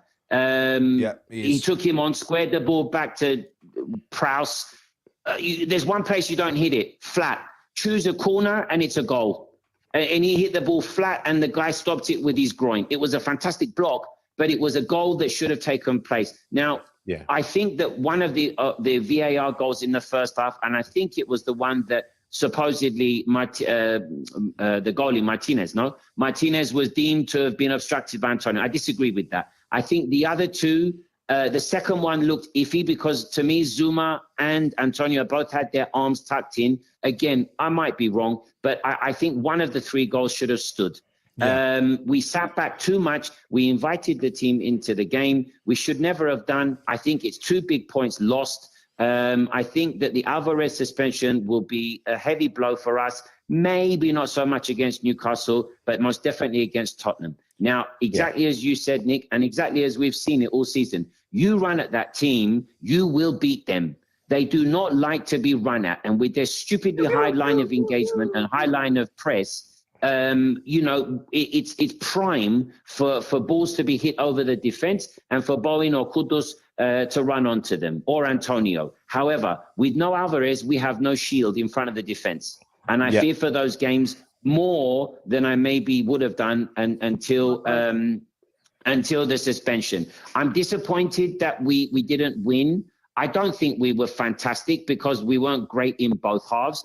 It baffles me still that Moyes sets up to preserve a lead when he's winning at home, playing very well, deservedly ahead, had them kind of puzzled and baffled. And yet we came out looking very tired in the second half and they seem more energized. You can see the difference between the 2 coaches. You see what Emery did initially at halftime, and then he wasn't content with that. He brought on the Italian kid as well, who ultimately scored, should have been sent off later on. That's another story. But he made changes to impact the game, to win the game. Moyes makes baffling changes to try and preserve a game that doesn't need to be preserved, a game that we were controlling. Bowen was ineffective. Why not take him off and bring on Ings or Mubama for the last 20 minutes? Why not shuffle things around? Why not take Souček off the field and try and get some money's worth out of that piece of nothing Phillips? Why not? We threw that game. Emerson looked tired to me and his passing was off and they targeted him. Cresswell was not the answer. Aguerd can play left back. Even though you've brought Johnson on, you still could have shifted Johnson onto the left-hand side. Yep. You know what I'm saying? So, there were alternatives there. This guy does not have the tactical, technical aptitude or proficiency to win games. I don't care what anyone says about Moyes and about West Ham fans being content with what they've got. They can go mind their own business and go and watch some other channel and watch some other team. Don't watch my team and try and tell me how my team should be playing. Ultimately, we know what we expect from our team. We know the players we've got. I do not credit Moyes for that Freiburg win the other day. I think the players took the initiative for themselves and they started off fast. And Freiburg were never in that game from the first 10 minutes, just like in the Brentford first half, just like today as well. And Villa started to try and time waste from the 6th, 7th minute and slow the game down. It's disappointing. But if you look at, sorry, Gary, to interrupt you. If you look at the balance of play, a draw is a fair result. However, it never should have come to such a comment. It should have been won in the first half by us and killed off. Had Antonio's goal been counted in the first minute of the second half, which I'm still not sure why it was disallowed, I don't think Villa would have come back from that. Yeah. No. I don't think they would have. I mean, a VAR for me, a VAR is another thing altogether. I mean, I suppose if you look at it on the balance of the decisions, if you look at it, then you can argue that they got it right. But it doesn't help the game in any way, does it? Not really. Not in the least. In the least. It's not something for the purists. And as I said earlier on, Yes, it did hit Souček. I mean, yes, he swiveled his body. I honestly don't know why he was there, because I think the ball was going to creep in and maybe Bowen would have got it in with his chest anyway. I don't know why Souček was there in the first place. However, if the referee is given and there's not conclusive evidence, you do not keep the game waiting for 5, 6, 7 minutes and then and then try and nitpick and look for a cause not to give it. It's the same in rugby league in Australia. They do the same thing. If the on-field ref has given one decision and the video referees can't overrule it, they leave it be. VAR has killed the game. We all know this, and any football purist will agree with this. Unfortunately, it's in the game, and it's ruined it for everyone that enjoys the game. Yes, there are some times where they've got things right, but most times out of them, they're incorrect. And we know from 2-3 years ago, I think the season we finished 6th. I think somebody at the time said that VAR had incorrectly cost us 10, 12, 13 points. I think it might have been the season we finished 6th or 7th. I'm not sure. I still don't know why we didn't play with 2 forwards. I've always said I'm in favour of 2 forwards. Antonio looked like he was, reminiscent of Antonio. The thing is today, Villa played with 2 forwards, and they usually don't. I think they prefer to play with 1.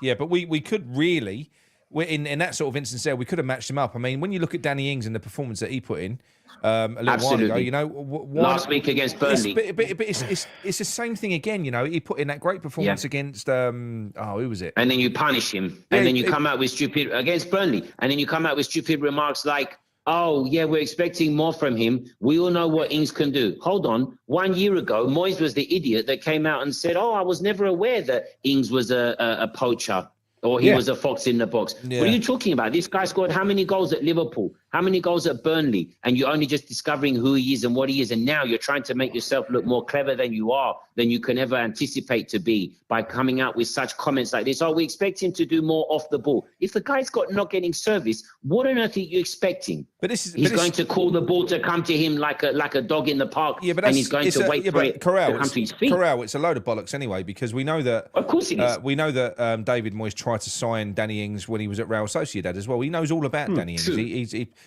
course he does. And it's bullshit. It's all bullshit. He's just trying. It's absolute bullshit. What he's done is he's brought Danny Ings in.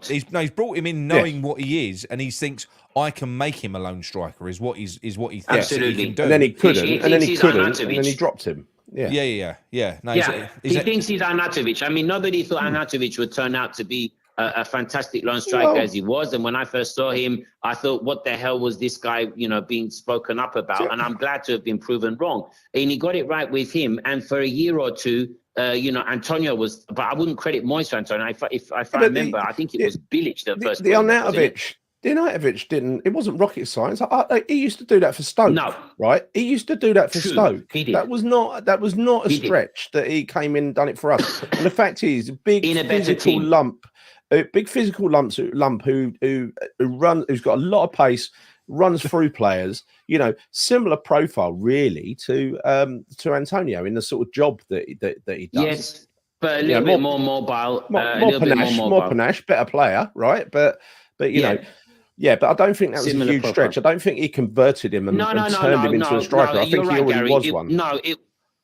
It wasn't. Now the Freiburg game, I mean, I'm sure you guys spoke of it, but I mean, I said last week or 2 weeks ago when I was on that I felt we'd go through over the 2 legs, but it would be a little bit more difficult than it need to be, especially in the first leg. I'm pleasantly surprised with how well we played on Thursday. I'm not as worried about Leverkusen as I initially was. Obviously, I would have preferred to have got somebody else, but I think the first game being away is a benefit. Although, again, Alvarez not playing is a big loss. If Karabal from Azerbaijan can be 2-0 up against them in both games and concede in the 70th in the first game and the 90th minute, and then in the game the other day, they got a player sent off. And that was given in retrospect. I think it was an English referee. He gave a red card after being told by VAR that there was something that he missed. And they played with 10 men for 36 minutes. And the same guy that scored in injury time in Azerbaijan scored 2 goals in the 93rd and the 97th minute. It proves that if you do your homework, you can beat them. And this applies to any game. Unfortunately for us, we have a manager that refuses to do his homework, that still insists on playing the same way, irrespective of the opposition. If a team from Azerbaijan can go and give a team from Germany, who's unbeaten in how many games? 36, 37 games, including cup competitions, a real run for their money in both games, and by all accounts, under unfortunate circumstances, gets knocked out, why the hell can't we go and beat them? No, I completely agree. But the sticking point for me is and always. I'm not saying it's easy. No, but I'm not saying it's easy. No way. But they went for him, didn't they? Karabag went for him, and I don't think we're going to. I think we're going to go out to Germany and try to do what we did against Freiburg. Freiburg is shit. Absolutely. I mean, let us not underestimate. Let's not dress it up, right? That goal by Kudus the other night was fantastic, right? But phenomenal goal. Play it back. He only had to beat 3 players. I know. He ran virtually the whole. Yeah, but he did it brilliantly, well, Gary, and the tempo that he ran with. Listen, he did it brilliantly. It was a fantastic goal, right? But there is no other team that we play against that he can run from 30 yards inside his own box and only have to go past 3 players. No, I see what you're saying. I know what you mean. It's not like Rice's goal last year in Europe, which was the year before that. Again, Genk was in it. That was, that was better because it was more players and I think more congestion. Well, you know what, Corral? You know the first leg away in Germany. I was so comfortable with that. I just never thought they were going to score in a million years. You know, they're toothless. They're toothless. They are toothless. I mean, I think they were lucky too. I'm not sure that the penalty at the end of the first game was a penalty, perhaps, but Souček did again kind of elbow the guy in the back. And although I think his arms were up in an unnatural position, which we're hearing that term a lot. So I think it could have been a penalty, but they are a toothless team. And for anyone to think that Leverkusen will be the same prospect as Freiburg is deluding themselves. But unfortunately, the one person that we need to believe that our team can win, Moyes, does not and will not. He always plays against a badge. And even when we've played, even when we've played lower oppositions in the FA Cup this season, Bristol City, 2 years ago, Kidderminster, he does not change anything. No. He just changes one player for another player. He doesn't care what the formation is or what the fit is. And that's what I think fear this is like. Will be an opportunity lost. No, he never changes anything tactically because he always feels like his tactics are superior. Universal. So he just changes pieces in that tactic. Absolutely, in the puzzle.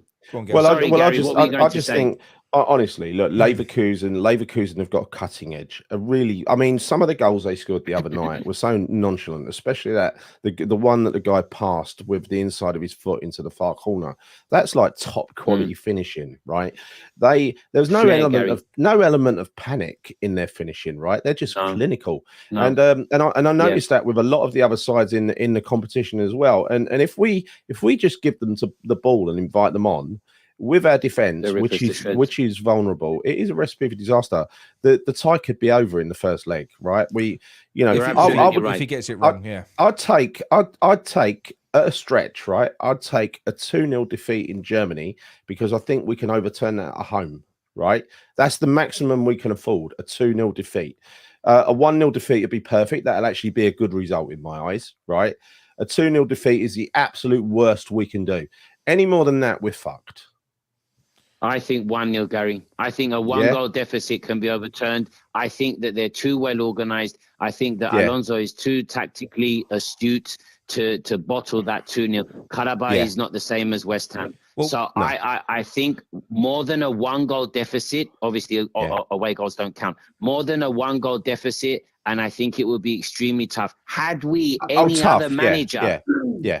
Had we any other manager, had we Emery in the dugout, then I would agree with you 100% and say, look, 2-0, tough, but doable. Alvarez's absence is humongous, so you can't neglect that as well. And obviously, we're not neglecting it. However, he would have to go for it, though. Not be neglected is he will, and he won't. Who he is would he have going, to at 2-0 down? He'd have to, right? Yeah, but in theory. But the trouble is against a team like Leverkusen. I think if they had a 2-goal lead. And like you just said, Corral, Xabi is very tactically astute. He would be the one that would sit back, wait for the gaps, and just punish us. And then spring on the break. He would punish us, Corral, I've got a serious question for you, right?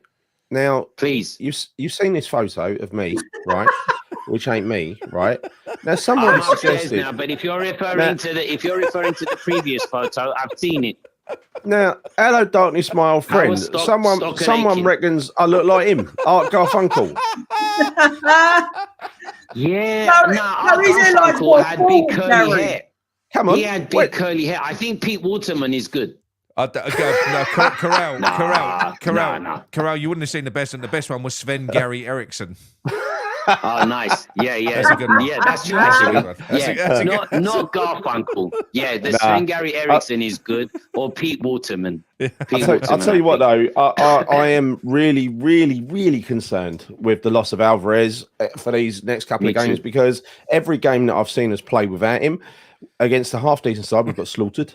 We went 2-0 up in the first half against Brentford, remember, when we played 4-4-2 for some reason in the first half. 4-4-2, Second half, he changed it around, their manager, Frank, and they came out, tore us apart. Could have got 4, could have got 5. Gary, also another factor that goes against us with Alvarez's absence, the first Leverkusen game is the next game after the Tottenham game. So he misses the game on the 30th of March. He misses the Tottenham game on the 2nd of April. The next league game, I might be wrong. There could be one in between, actually. The Leverkusen first game is on the 11th. I don't know if we play anyone on the 7th. Perhaps we do. The reason I'm mentioning it is, if there is there could be either Wolves. I think the Fulham game is on the 13th. It might be Wolves away. Palace away. I'm not sure. But if there's no game on the weekend of the 7th, he will not be as match fit, because he wouldn't have played since today, unless he's going away to Mexico for next week.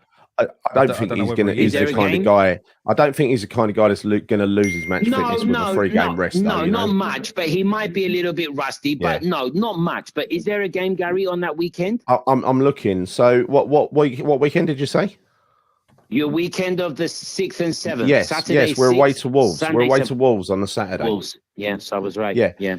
So he'd be back for that game, and then he'd miss the first Leverkusen game, and then he's back for the Fulham game, and then he misses then he plays the second Leverkusen game. Yeah, perhaps you'll know the answer to this, because it's been bothering me, and that is Mikel Antonio. He ain't flying off to fucking play for Jamaica, is he? Apparently he is now. Apparently he's been called up. Oh, I wasn't sure about that. I heard Nick mention that, and I was going to look it up. Apparently he's been called up. Someone put it up earlier on. I hope he refuses.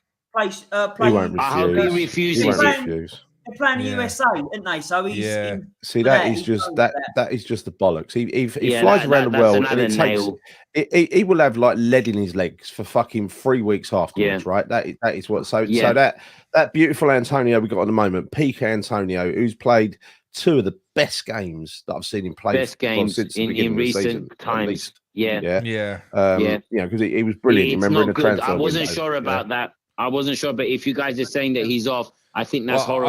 I don't know for sure. I've not seen it as in a news release, but I've seen it on Twitter and a few other places where it's been posted to say that he's been called up. I'm looking at the international fixtures. That's a shame. But anyway, that's a shame. But anyway, Corral, 25 minutes, mate. We're gonna have to call it a night on this one and get on to the next caller. Sorry, I didn't realise. I didn't realise it was so long. Sorry. No worries, mate. Great call as always. Thank you very much for having me on. Pew, pew, pew, pew. Yeah. Cheers, Corral. See you later. Have a good night, boys. Thanks. Bye.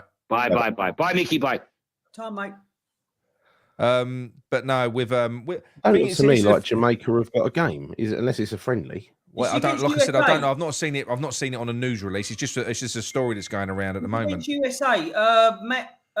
Rainey told us earlier on. Yeah. That he was in. He's in the squad, so he'll be going. USA v Jamaica, 21st of March. Yeah. Oh, for fuck's sake. Thing is, though, Gary. Gary, this goes back to everything else. You can't have a problem with Micky going on international duty when everyone else is. I know, but I'm talking about, and I'm not having a go at him. What I'm saying is, from a purely selfish perspective, he is going to fly to America, playing some meaningless friendly against the USA, because it ain't a competitive game, right? And he's going to come back. Hold on, your English yardie just said it's a Copa America. Is it a Copa America? Well, that's what he said. Like I said, meaningless game. They're never going to win it, right?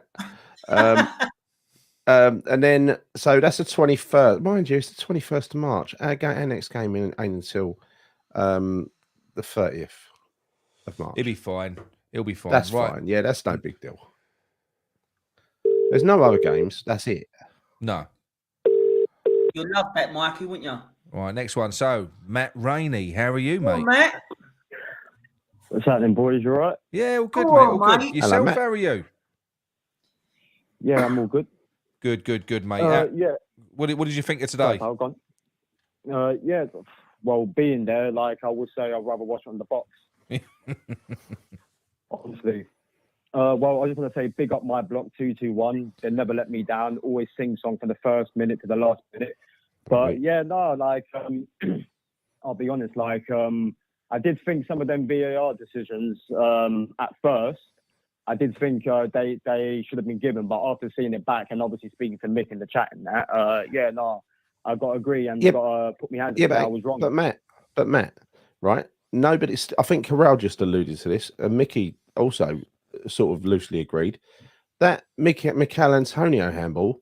I've not seen any evidence. It was someone's assumption that it hit his hand. Yeah, no, like I think obviously that was from the corner or something like that, and obviously it was just a bit of a ricochet in that.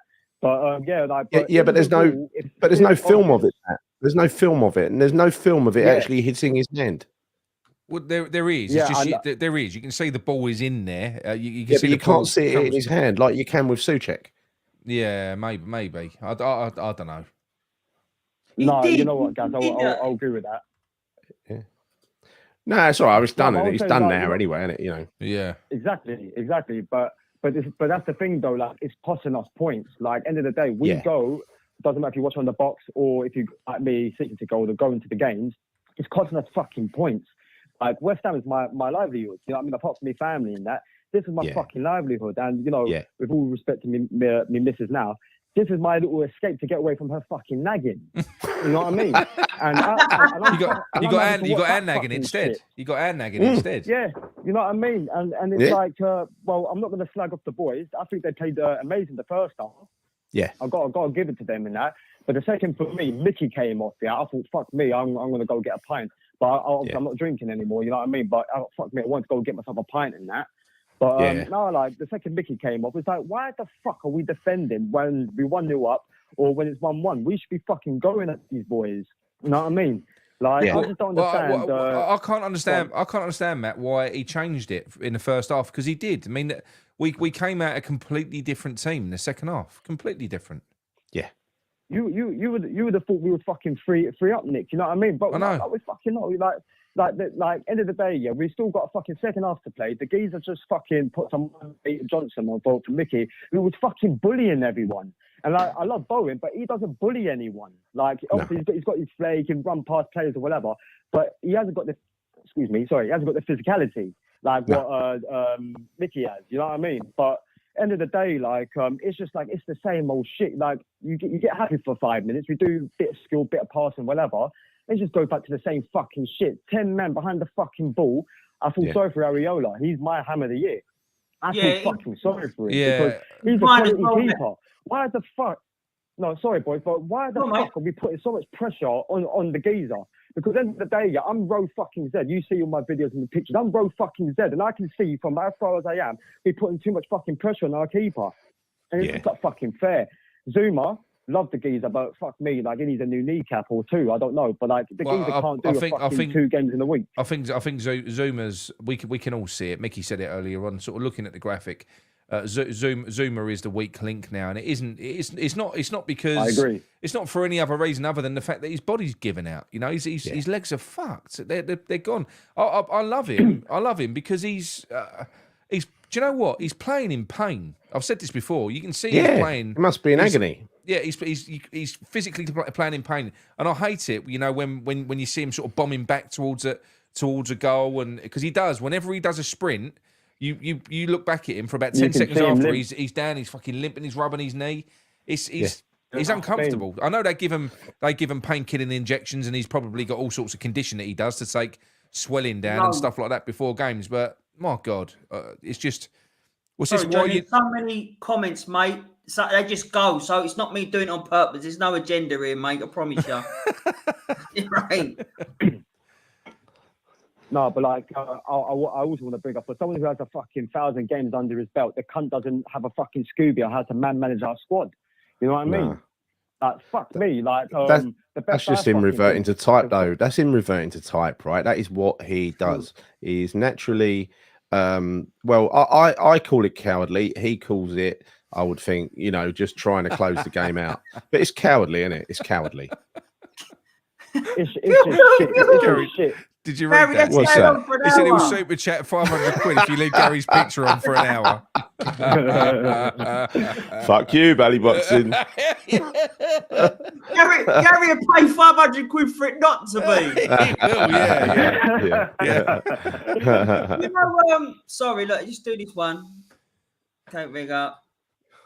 You lot are clueless. Moyes is the best manager ever. All right, Kate Fagor. Yeah, mate. No, he's joking. Oh, is he joking? He's not a Moyes. He's not a Moyes. I do agree with you on the Antonio sub. But also, I thought that he managed it well, Moyes, to be fair to you, because he was coming back from injury. It's not so much that he took Antonio off. For me, it's who he replaced him with, and it showed the different side of the tactics.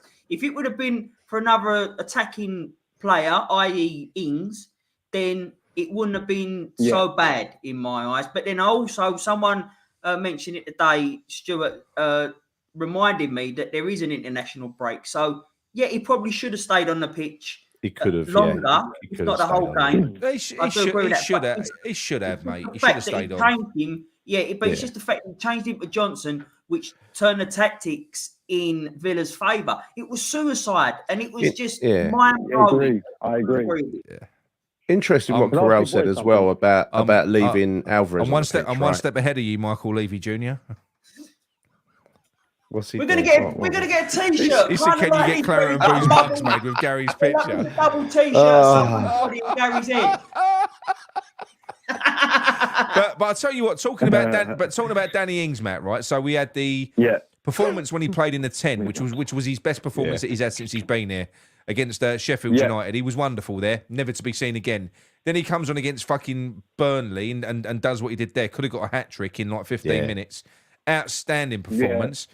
Why does Moyes not try to capitalise on players that might be building a bit of momentum or a bit of form? Or, you know, I don't get it. He's got a player there that's kind of, you know, finally looks like he's firing. You play him, surely. I mean, he's a goal scorer. But I'll be the wrong person to ask because I'm not fucking the dinosaur. You know what I mean? I'll be asking the same question as you. But in my opinion, I just don't think I think with the situation now with not getting his contract, I just believe he just doesn't give a fuck. He's just doing what he wants to do. You know what I mean? That's just how it seems. It just seems like an Allardyce situation again. You know what I mean? No, you're not going to get the fucking contract. And you just go, you know, thinking like it's fucking FIFA, just fucking putting them on the fucking field and just saying, this is what I want you to do, shit football. And it's just infuriating us, you know what I mean? But can I just ask you this question, boys, please? Yeah? With the way we're playing, the way he's like doing the subs and bits and pieces, do you believe we're going to get European football next season with the way things are going and the 10 games left? No, I think the way things are going at the moment, I'll tell you, if I was to predict it, that we're going to get, without Alvarez, we're going to get hurt in 2, maybe 3 of those 3 games where he's not playing. He's so critical. I think we'd have struggled with him, but without him, it's a serious worry. It's a massive worry. We've got to be at the top of our game, really at the top of our game. You know, one of those games where everyone turns up and plays their part, and going away to Leverkusen, that's terrifying without him. And playing Spurs is terrifying without him. Oh yeah, no, I agree, guys. But didn't we play Leverkusen in the friendlies, and didn't they turn us over? Yeah, they beat us 4-0.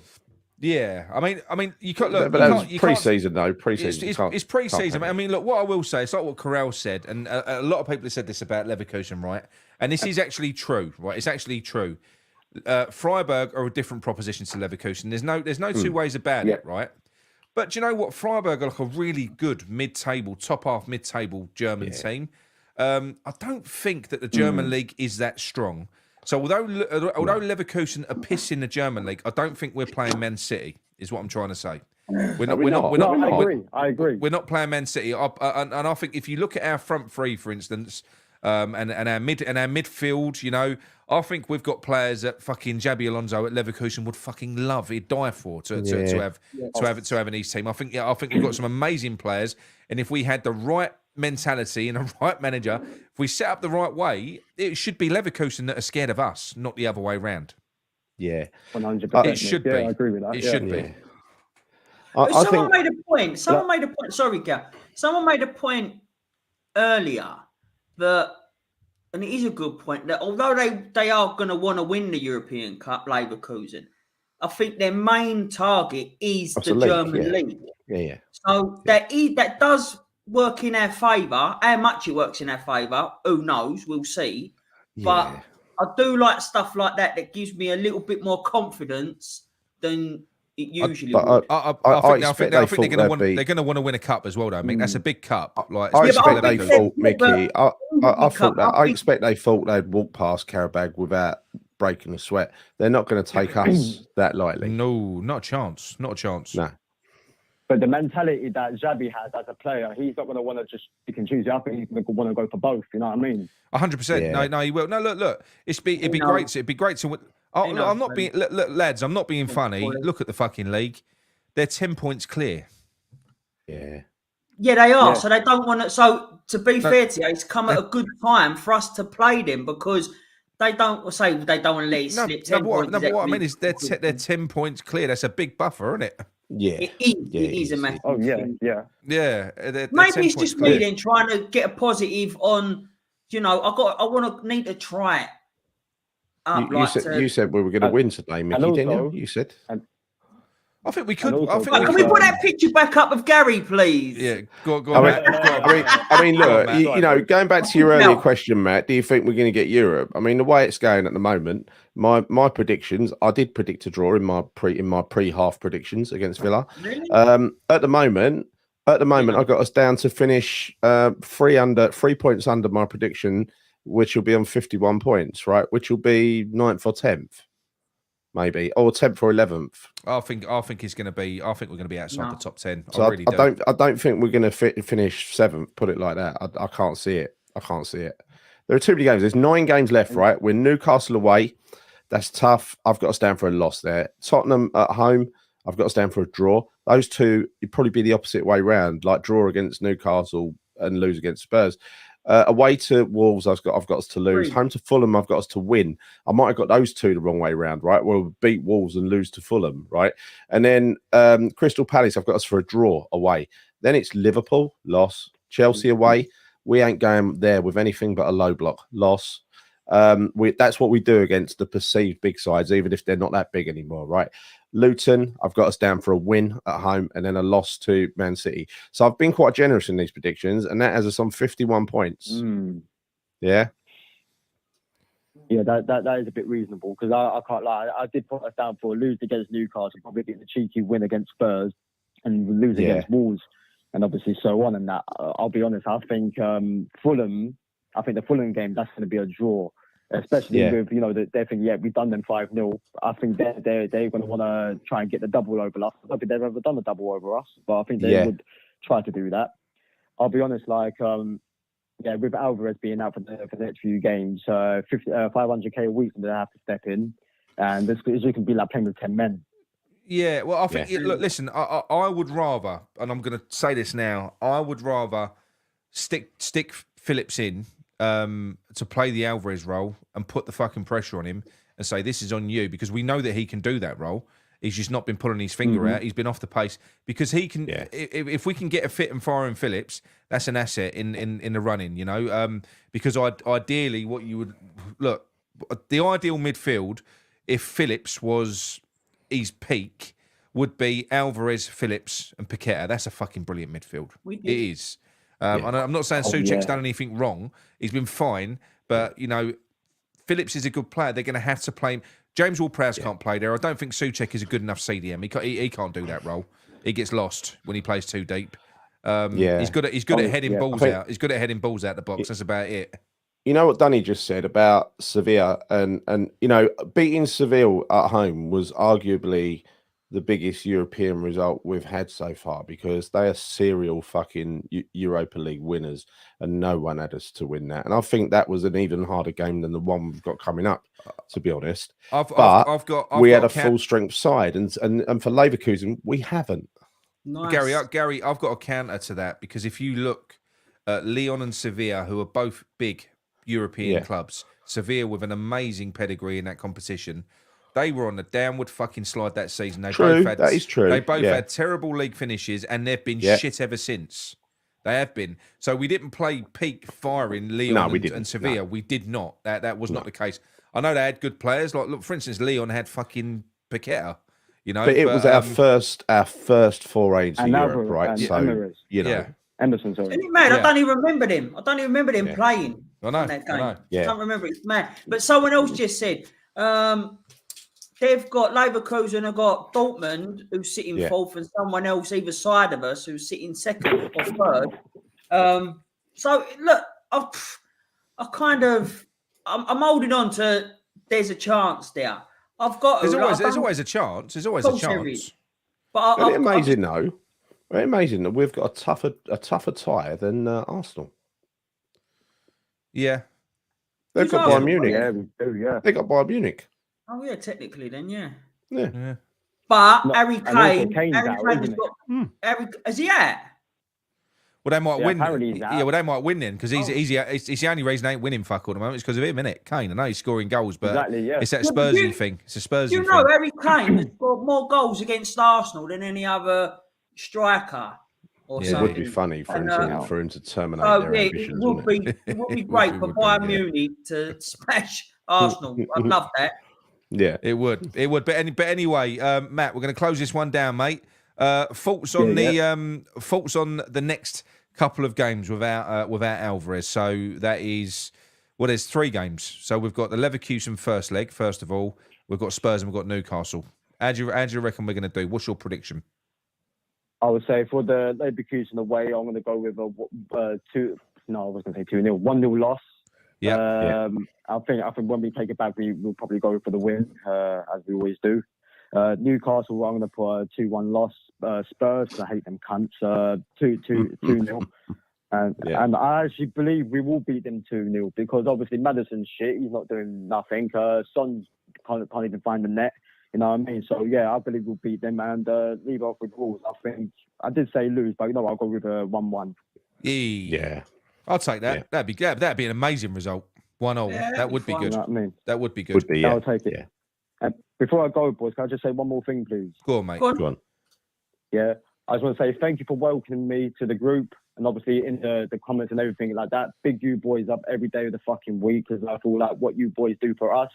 I know you guys always big us up and say without the community, you're not here. It works both ways. I said this multiple times. And the last thing I want to say is shout out to my boy Jet Rainey. Daddy loves you, mate. I'm going to see you in May, and I'm going to kick some ass. Come on, you on. Oh, good man. Come on, you on.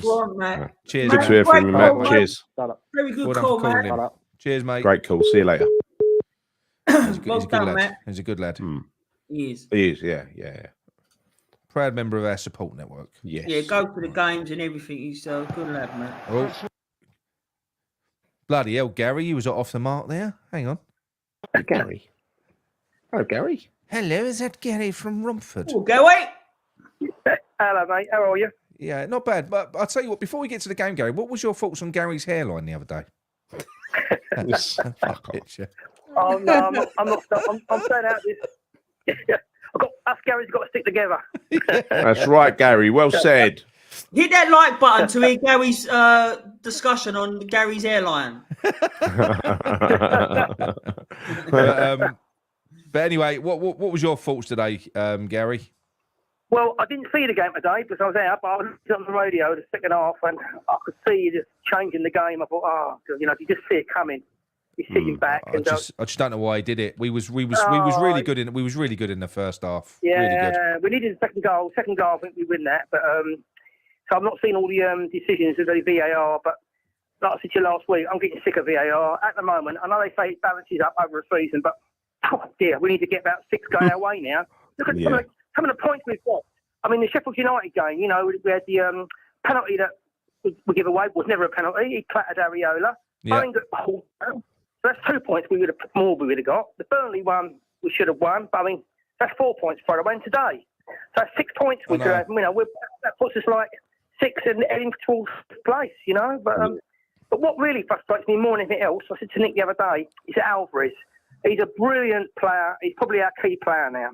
But he's got to cut out some of these yellow cards because I haven't seen the one today, and I thought to myself, I knew he was walking away. It weren't his fault today. No, I'm just saying. But I wanted him for the Tottenham game. I thought he's got to get no booking against Villa and Newcastle, and I couldn't see it. But the frustrating one was the Freiburg game. Like Corral said earlier, we were 3-0 up. I was sitting there. I don't know if you guys would agree with me. I was sitting there at 3-0. We're 3-1 on aggregate. 65 minutes, and I'm thinking, he's took Paqueta off, which I thought he was right. Because he was on a yellow card as well, you know, Paqueta as well. Yeah, I know. He was on a yellow as well. Imagine him being out. And I thought, get Alvarez off now. Now, me and Nick had a chat about this the other day, and I know it's part of his game, but that tackle against Freiburg, he didn't have to make that tackle. He didn't have to make it. And that could be our whole season in a nutshell. No, but he didn't. But Gary, this is a player you're buying, right? This is a player you're signing. And the fact of the matter is, there are certain players out there that are full-blooded, and you have to take what comes with them. For instance, you couldn't take Julian Dixie's yellow cards away.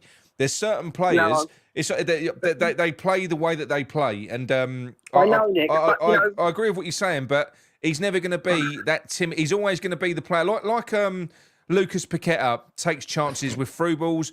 Alvarez will take a chance with a fucking tackle. He will. He goes in, he lunges in, and he'll make a tackle. And I think the minute you get into Alvarez's head, you've got to think about what you're doing. Don't hesitate. This, that, the other. You're going to change his game. I wouldn't change anything about it. I wouldn't change anything about him. I wouldn't. But what I'm saying to you is, it was 65 minutes. We were 3-0 up. If we'd been like 1 goal difference with like an hour ago or the first half, sure. But the game was virtually won. And I'm thinking that game in Leverkusen, you know, we could really have, one player we didn't want to lose was him. But that's down to Moyes. But that's down to Moyes' management, though. Well, yeah, and that could cost us our whole season. Because all right, the Newcastle Tottenham games, I think we could still maybe get something without him. I don't know. It could be hard. But the Leverkusen, the first leg, we need to get back to the second leg, like we discussed earlier. Being 1 goal behind, I think 2. Yeah. It'll be really going to be pushing. I mean, these are all say in our favour. If you look at Leverkusen, they just let 2 in against Freiburg, and they let 2 in mid against 2 teams that you wouldn't class as top teams. So they are leaking goals. Yeah. Oh yeah, without a doubt. Yeah.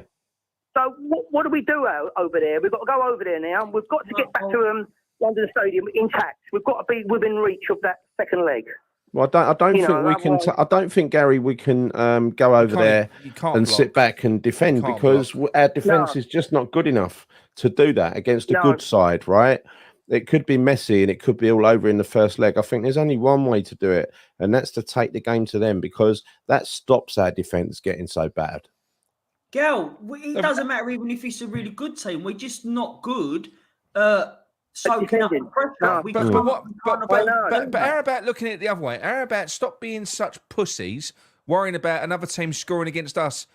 With our fucking forward line, do you not think that we can score against anyone? Yes. This is what I'm saying to you. How about we stop being fucking pussies and concentrate on trying to score against them? Yeah, and now we haven't got Alvarez. Yeah, absolutely. You may have a point there. Maybe we've got to go over there and have a go at them because... you know, not that the away goal counts double anymore, but you still, you know, you can get a goal up. It gives you something. But the thing is, what frustrates me is with West Ham is this game, you know, with Moyes, right? The bit I don't get, that was our first clean sheet the other day for God knows how many games. I can't remember the last clean sheet we kept. Yeah. So when you look at the game today and he sits back 1-0, I mean, look, he's not stupid. He's got over 15 games, right? Whatever we say about him, he's not stupid. But surely he must realise with West Ham, the best form of defence is attack because he does not realise that. Gary, he and this is the thing. You say he's not stupid, but he does not think that. He does not get that because he always does the same fucking thing. So he's got all of the tangible evidence that he could ever want from the last season and a half. The fact that we can't sit back and defend. And that's another thing as well with Alvarez, right?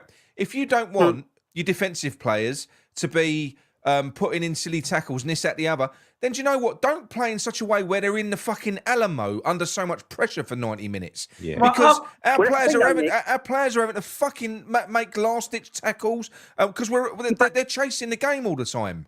I agree with that.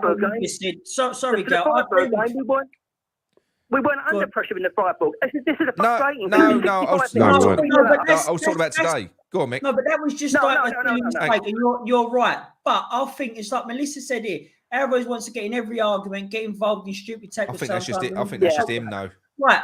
But let me just say something to you. We saw Alvarez that is his game, right? If you take that away from his game, you see a different Alvarez altogether because we've seen it. And he's not the same player. I know. You can't be getting yellow cards every game. You can't be getting yellow cards every game. No, but look at Calvin Phillips. Case in point, when he played for Leeds, he was a yellow card waiting to happen, lunging into tackles, dirty bastard. Loved him. That's what made him great. Now he's fucking timid. Don't do anything. You know, a lot of these players that are like Alvarez, a lot of it's fucking they're ego driven. They're aggressive. They're going into tackles. And like Melissa said there, he wants to be involved in every argument. Yeah, he does, because he's a fucking man. This is my pitch. This is my fucking pitch. You ain't doing that. You ain't doing that. Yeah, this is my team. You ain't doing that. That's true. Yeah. And you know what? That's I love that. You know, I do. I do. But the thing was, 65 minutes gone. He must have known, and Moyes must have known. This game is won. We're 3-0 up, right? We know we've got this semi-quarter final coming up. Just get him off. I mean, I blame Moyes. Looking at that one card, don't dive in there. That one card, and then judging that one card like let's say he gets all his other cards. Yeah, like that was a silly tackle. I can't defend that. It was a silly mistake. But at the end of the day, I will take that. I honestly would take that to have that Alvarez player. But a few weeks ago or a few months ago, we see Alvarez be a bit more timid and not go into the challenges, and he was. He ain't the same player. So what would you rather, Gary? Would you rather have a tamer Alvarez just to have him there, or would you want a full-blooded, 100% aggressive animal bastard Alvarez that's going to fucking dominate a midfield? What do you want from him? Nick, I know what you're saying. I agree with, but I'm saying in isolation, the game on Thursday night, we were 3-0 up. I know, but that's 65th minute. But that's he didn't have to make that tackle. But that's a Moyesism. You've just said yourself, you're 3-0 up. You've got a player if you're David Moyes, and Corral said himself, I wouldn't be surprised if he'd done it on purpose and left him out there. The same as, and that's the thing. You know what he's going to do. He's always a yellow card waiting to happen. He always is. The thing is, got no cover really. That's not his fucking fault. Declan Rice is a great defensive midfield player like Alvarez, but he doesn't get booked every week. There's times, Nick. Gary, you're talking about two different fucking players. For a start, I'm telling you now. Declan Rice ain't got the fucking bollocks Alvarez has got. I mean, Declan Rice is a great player. He's a wonderful player. But you're talking about a bloke. This guy is a born leader. He's everything I love in a footballer. Alvarez. He's fucking superb, and he is. Do you know what I'm saying is he is rash. He does do stupid shit. He does do sometimes, but so did Julian Dix. Nick, can I ask you one question? Go on. Can I ask you one question? Look, I'm agreeing with what you're saying. I'm just taking that game in isolation because of the importance of our season. And I'm saying with Alvarez in the side, we could probably get back with a draw or maybe a 1-0 loss. If we come back with 2 or 3 down, and because we were all up saying after the game we didn't have Alvarez, that one decision, did he have to? If you was Alvarez yourself, right? You know you want that. Yeah, he'll be disappointed himself, but it's the way he plays. He gets involved in the game. I know what you're saying, but the thing is, Gary, all players are different. Every person is different. This guy clearly gets himself into a fucking zone when he's playing football. He does. He's got a persona, and the fact of the matter is, and the fact of the matter is, I can't criticise him with what you're saying. He probably will be something. No, but we're always going to say that. Listen, we're always going to say, "Oh, what if we had Alvarez? We miss him. We need Alvarez because of what he is. He's such a force in that team." But the thing is, mate, the fact we ain't got a suitable backup, that ain't fucking Alvarez's fault. That ain't Alvarez's fault. Really, about that incident, Gary. Gary, you know what you're saying about the incident Thursday night, right? If you look at it, before that tackle, he made a class tackle. So in the same run of play, in the same run of play, he then made that silly tackle but he was on it. Do you know what I mean? He was like, right, I've done that tackle, I'm fucking going in again. I'd rather that passion and that from Alvarez than I know, but there comes a time in a game you've got to manage the game, ain't you? You know, as a player, you were one in the same part, like possession of play. He was worked up because he just made a fantastic challenge, and he thought he could make. Well, let me hang on 1 minute, Gary. Let me ask you this, right? This yellow card, right? Because this yellow card thing would have stuck all the way through to the final now because we're in that stage. So when you telling me you would expect, I know. But you would expect Alvarez to play 6 games and not get. What would be better, getting it in the fucking semi-final just before the final? I know what you're saying. It's a valid point as well. So really, then maybe in this instance, it's down to Moyes really because he had a perfect excuse at 3-0 up. He could take him off. The game wasn't in the balance. He wasn't level or 1 up. We were 2 goals clear on aggregate, and he could have took him off on 65 minutes. He took Paqueta off. He done the right thing. They both on yellow cards. And he could have taken. That's the frustrating thing. He could have taken him off. There you go. Look. This is someone said here. So something that Savage, who pissed me off in that game, who was on the commentary, said. He said Savage said that Alvarez wouldn't ever be thinking of yellow cards because that's just the way that he plays. It's the way all he's thinking about is a fucking ball and winning the game. That is literally it. And this is what I'm saying to you. But what I'm saying to you is, if you start trying to adjust someone's, what do you want him walking on fucking eggshells? No, I don't. Honestly, can I just say one thing? Can I just say one thing, please? Right. Alvarez is very new to this league. And when you look at his distribution of yellow cards, I mean, he's in the Premier League, he has sort of improved. He has improved. He ain't as bad as he once was, right? He's I think he got a hell of a lot of bookings at the start of the season when he was new. He did, and I think this is and I think just lately he's gone through several games where he hasn't been booked.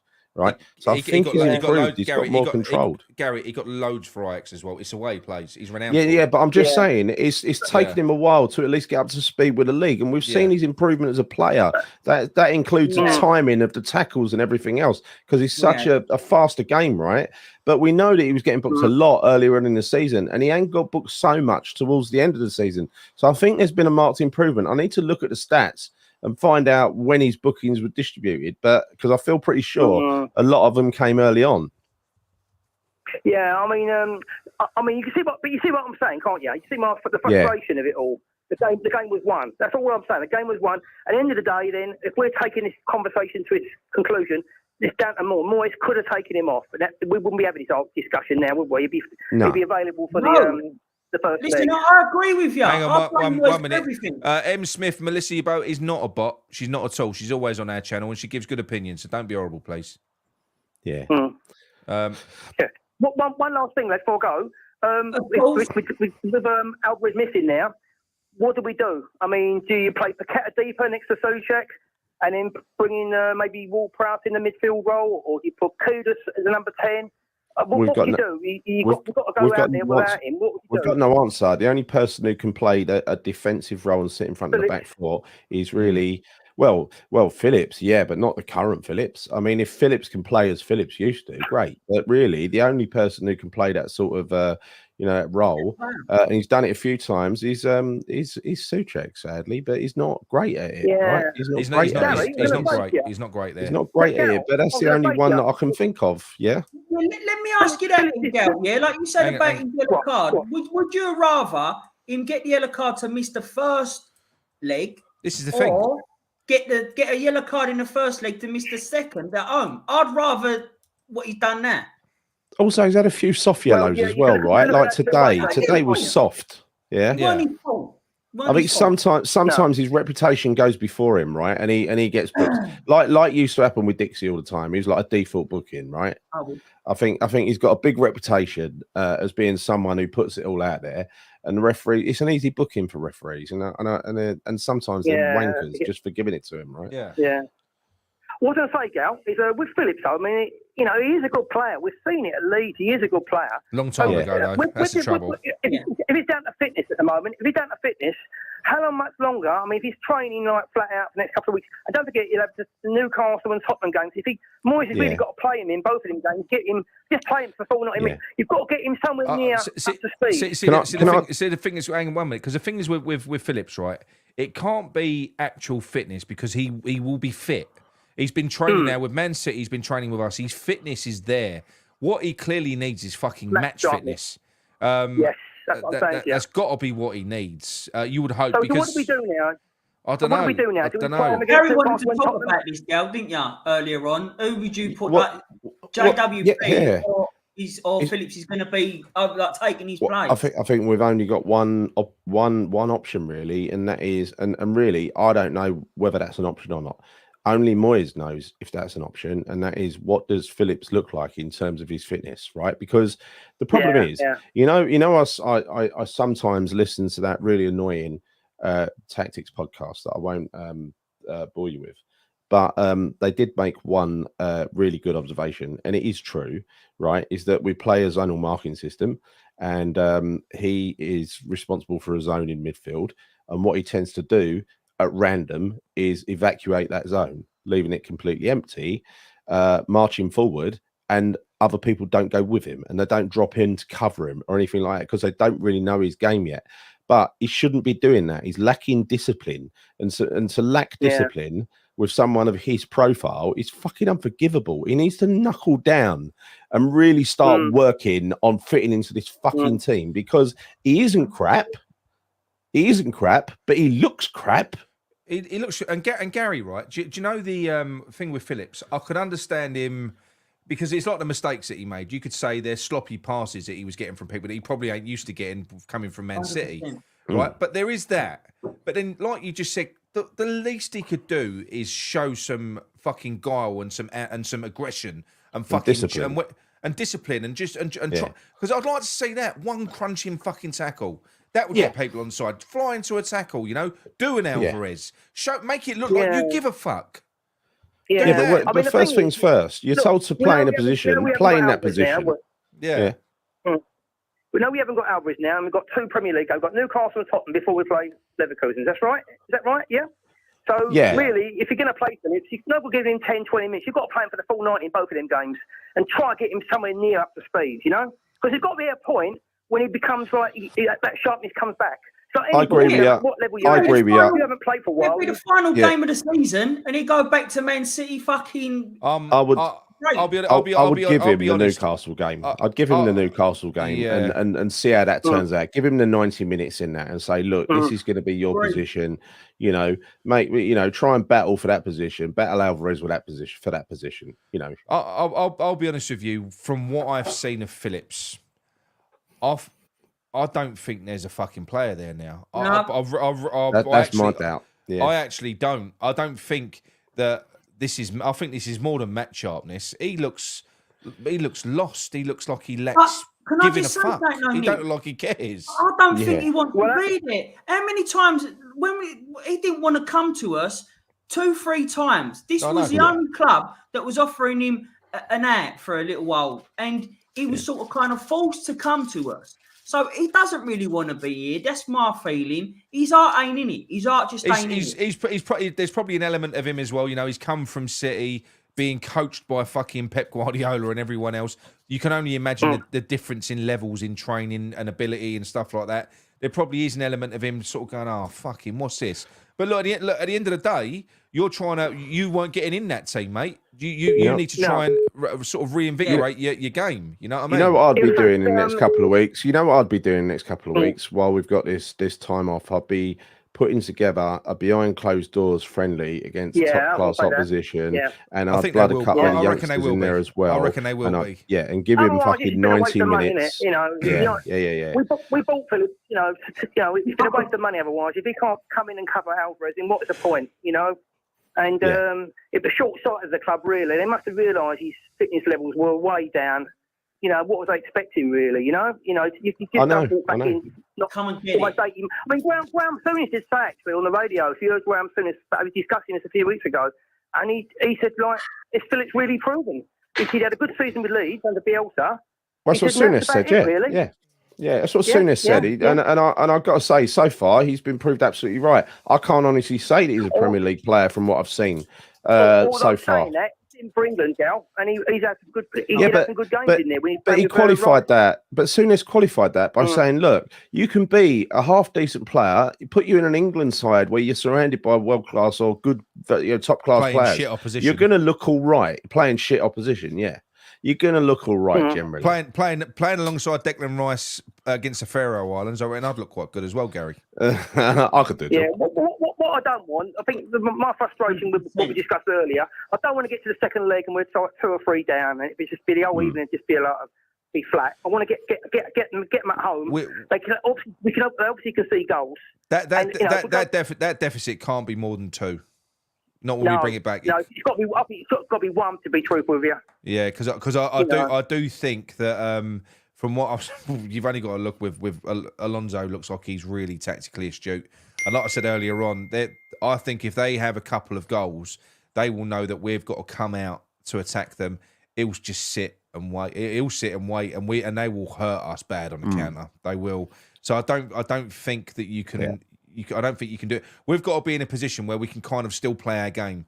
Whereas if you've only got a 1-goal deficit, you can afford to be a little bit patient, a little bit. I'll tell you another thing as well. I mean, defensively we're not brilliant. We know that. But what we have got is you got Antonio and you got Bowen, Kudus, and you got Paqueta behind. That front 4 will give anyone trouble. Yeah, he got booked. By the way, he got booked, Alvarez, in 5 out of 6 of his first 6 Premier League games, and he went from Spurs on December the 7th, where he was booked. He went all the way up until when we played Nottingham Forest away at home. Away when we lost 2-0. So that was on the 17th of February. So he went a couple of months without being booked. Then he got booked in 3 successive games: Forest, Brentford, Everton. Yeah. And then he went a few where he wasn't booked, right? Yeah, but also, right, I think there's an element as well, because I don't think we're really seeing the same fiery Paqueta at the moment either. I don't think we are. No, we're not. Because he's only 2 bookings away. So I think it's being hammered into them as well. Be careful. Don't get your bookings. I'm fucking pissed off with it. I want the players to go out there and play their fucking game. I do. If they get a booking, they get a booking. I'd rather have them for 100%. So we've got more of a chance of winning a game, and then if you lose them, then you deal with that when it happens. But you can't you can't do that. You can't fucking reduce the player in case you end up losing them because why? No, I was going to say to you, I know Corral was quite technical, with tactics, and I don't know if he's probably listening still. But because we haven't got Alvarez, would he and would yourselves go with a back 4, or do you switch to wing backs on this game? Well, do you know what I would do, Gary? Just to get back to London Stadium, intact. Gary, do you know what I would do? Because I think this guy's got CDM written all over him. He's a bit of a nightmare as a last line of defence, but he's got the athleticism, he's got the height, he's got the passing range, he can carry the ball. Aguirre's got CDM written all fucking over him. Imagine him. Yeah. That would work. You put Aguirre there, he'll fly into challenges. He gives you recovery pace. He's fucking rapid. He likes carrying the ball. Right. He's a defender. He's got a defensive mentality. He'll hold a position. That would fucking work. Yeah, he wouldn't have to be the last line of defence. Why not try it in the Newcastle game and see how it works out? I would try it. Yeah. He's not going to do it because this is going to be his opportunity to get James Ward-Prowse back in. Well, no, Phillips. It's going to be James Ward-Prowse, so it ain't going to be Phillips. You reckon he's not going to play Phillips? It'll be Prowse. If he ain't going to play Phillips now, if he goes back to that fucking midfield of Ward-Prowse, Souček... It'll be Ward-Prowse. It'll be Ward-Prowse. And put in, maybe putting Paqueta on the left or something. Oh, he can't do that, can he? He can't. No. The thing is, we're sitting here we're just blokes in the street watching the game. We're his ideas. So really, the boys in his backroom staff have got to know what out in Germany, Leverkusen, what are the alternatives, and he's got to at least think about it, and maybe try it at Newcastle, see if it works with a guy there. There's not been a single game, Gary. There's not been a single critical game in his entire career. I don't think in terms of cup. In terms of cup. I mean, he got to an FA Cup final once with Everton. He went 1-0 up against Chelsea and low blocked his way to a 2-1 defeat or 3-1 defeat, right? He's done it in every serious cup game now. Quarter-final away to Leverkusen on top of the German league. There is only one way he's going to play that. Yeah. Also, he's going to low block the fuck out of it. Also, look, this is another one. This is another one as well. Somebody who he used to use there, and he did well when he was there. Kehrer was the one. That was one that I couldn't make any sense why we let him go. You know, but before the end of the season, he could have done CDM. He could have done the fucking CDM. He's another one. He's a good player. He ain't stopped playing for Monaco since I think he's played every fucking game. He's been a mainstay in their team. Any defender, whether it's Kehrer or it's Gerd, they've got the defenders, so they've got that defensive instinct in them to play that role. You know, you need that because you are basically as CDM is basically a defender, just a little bit further up. You need to have that defensive instincts, that defensive. You've got to have that in your mindset, you know. Yeah, but he plays two, Nick. He plays two. He plays Souček and Alvarez. He won't do that. And if he's going to go to Souček and Ward-Prowse, we're going to get fucking bad. Yeah. Oh no! He cannot do that against Leverkusen. He can't do that. He can't do that against anyone, Nick. He can't do that against anyone. No, not James Ward-Prowse and Souček against Leverkusen. No. I was so frustrated with the booking the other night because you know you really could done with Alvarez out there in Leverkusen to lose him now of all the games. You know, I just want to get back to London Stadium intact and with a chance on the night. That's all I want. Well, like I said, the worst case scenario, Gary. One goal defeat would be perfect. But even if we lost 2-0, I'd still fancy us coming back to the London Stadium. I know Corral, he said Alonso's too tactically astute, but there are still things about special nights in football, big occasions. Yeah, of course. The crowd will be up for it. The players will be up for it. Alvarez will be back from his ban. It'll be fucking all systems go. Oh, look, right? imagine that what Sam said there. And they haven't lost all season. Hang on, Sam David. And do you know what? I actually wouldn't be surprised. I think he said he's 100% without a doubt playing Souček, James Ward-Prowse and Phillips as a free against Leverkusen, probably with Paqueta back out on the left wing. Have you watched any of Nick, have you watched any of Leverkusen at all? I've watched a lot of them, sadly. I mean, so what was I going to say to you? Like, judging by the last two games, they won 3-2 the other night, they won 3-2 today, they're letting goals in. Would you say that's their weakness defensively to get at them? No. You can get at them. No, you can get at them because they attack. They attack. So all teams that attack will leave gaps at the back for you to exploit. Yeah. They will. This is what I'm going to say, Nick. Apparently, they've got they play with wing backs today, Nick.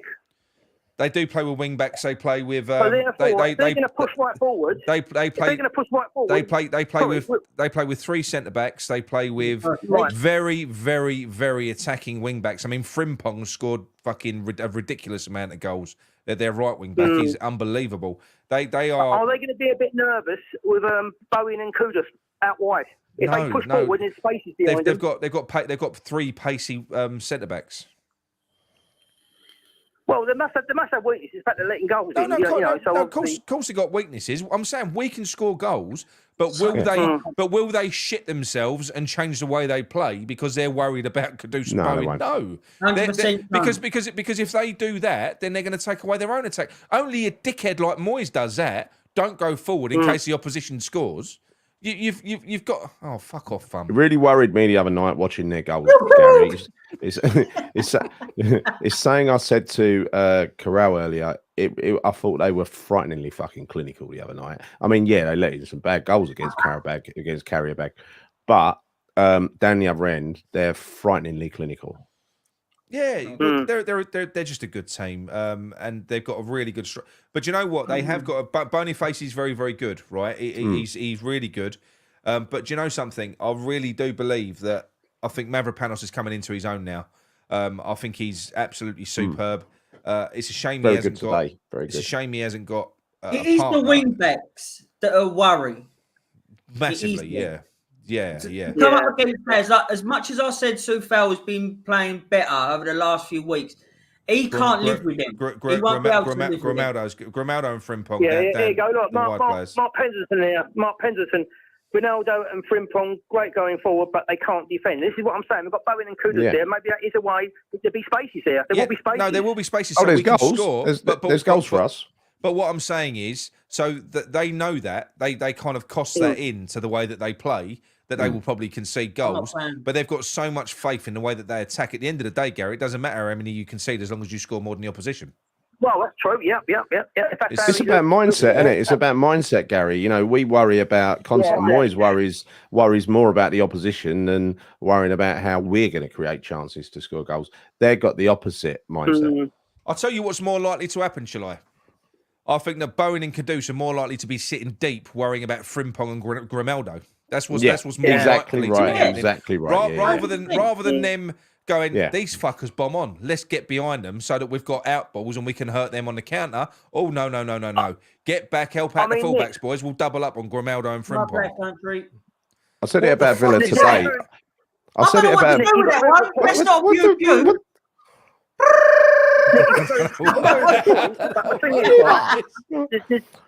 There's two ways to look at this. You can either go out and be brave, or you can go and try and defend. Because Europe is over two legs, not one, right? She's a unit. And then look at She's a big bird.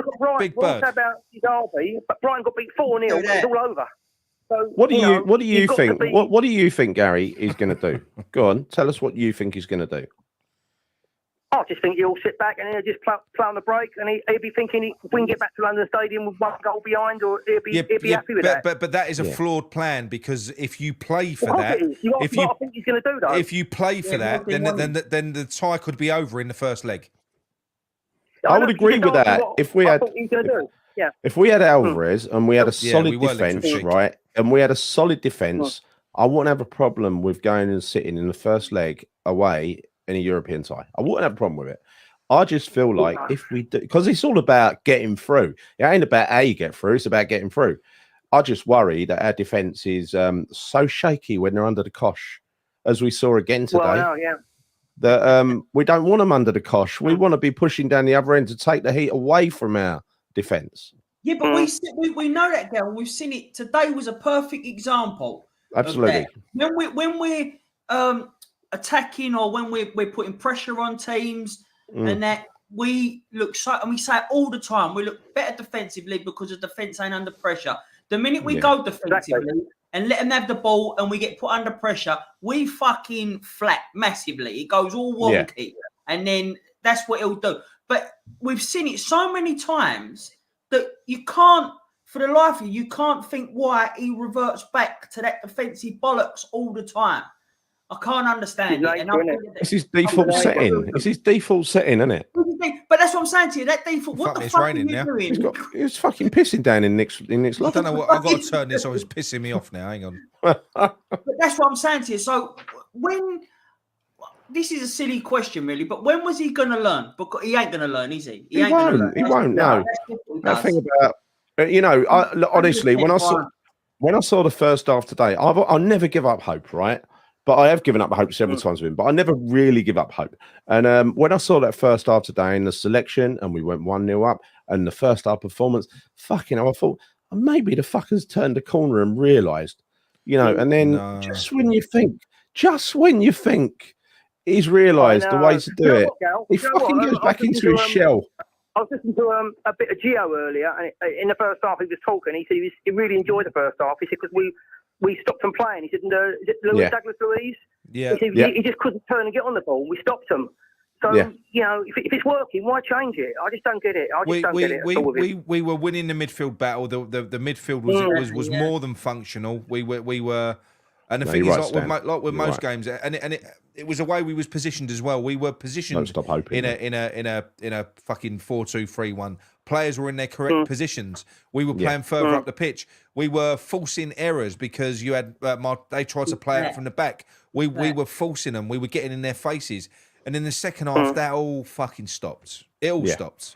We just went, go on, we've got a goal lead. See if you can get an equaliser. I can't fathom it. It blows my mind every time that gets mentioned. I'll think about it today. It just blows my fucking mind. I know it is frustrating. But anyway, Gary, thank you very much for the call, mate. That was the longest one ever. Gary. Cheeky git, 35 minutes. Well done, Gary. Well done. Cheers, mate. Do you know what we say? Tom, mate, do you know what we say every time after? We always go, right, we've got to limit these calls to 10 minutes. Just You can't do it, can you? You just have a You chat. can't because Just see how they it's goes. a free-flowing chat, and then there's always Yeah. a sticking point. I like it. Right, let's see if. Oh, hang on. Because we don't know. Leo. Hello, Leo. Leo? Hello? Leo? Yeah. Leo. Was I in your pocket there or something? I could hear all clicking going on. No, I'm sorry. I'm on the road right now, but I called you earlier. It's okay. You're not driving. Have you got a hands-free kit? No, I'm okay now. I'm okay now. Don't worry about it. All right, good. Yeah, yeah. What would you like to talk about, Leo? No, I actually wanted to specifically talk about how Bowen's positioning made Douglas Luiz just null and void today in the earlier game. Yeah, and how, like, I guess when Bowen went to a striker position, that was just null and void. I just thought that Bowen individually made that decision himself, and I think that could be crucial in the Leverkusen game that we will be facing.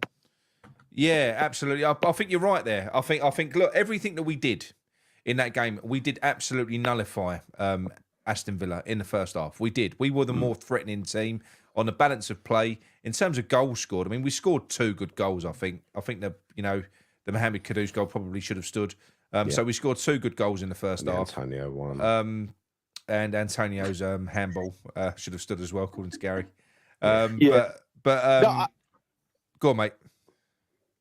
No, I actually thought that Kudus's goal should have actually stood. I had when the ref called it, I was actually surprised what the call was, and the commentators didn't even say anything about it. I was just absolutely surprised how they could. I mean, how no one really talked about that, and the commentators that I was watching and that I was listening to, they just I guess flew over that. They were treating it. No the commentators, the commentary team. I don't know about your commentary team, but my one was treating it like, oh, Aston Villa were letting us off. Like they've had a bad day and they're letting us off. They usually would have slaughtered us. They were quite biased. The commentary team that I had.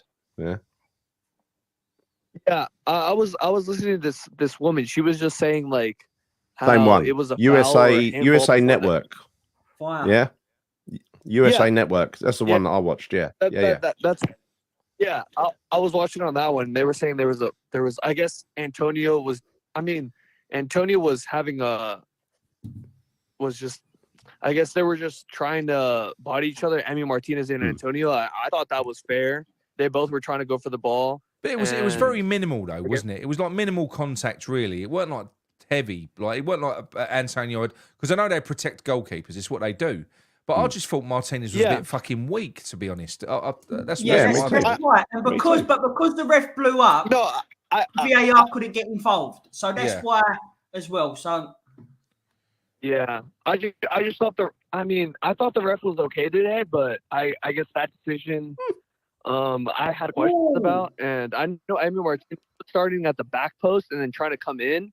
And I guess that's what drew the foul. But Antonio stood his ground. He wasn't really moving. No. So he didn't do anything. I don't think. No, exactly. He was just standing his ground, and you can do that because I know we scored goals from that situation where Antonio just stands his ground. And well, it's a tactic. That's the whole reason we do it. You put him there because he's like an immovable object. So you stick him there. Yeah. You know. And like you just said, it's never been chalked off before, so I've got no clue why that was. But I think like Micky said there, that probably is true. Because the referee blew the whistle before Kudus struck the ball and it went in. That's it. Because what they could probably say is, well, players stopped. Players stopped because the whistle was blown or something. I don't know. Whereas that's what VAR is there for now. The referee shouldn't really be doing that for critical decisions. He should be waiting. True. I agree. He should be waiting. Yeah.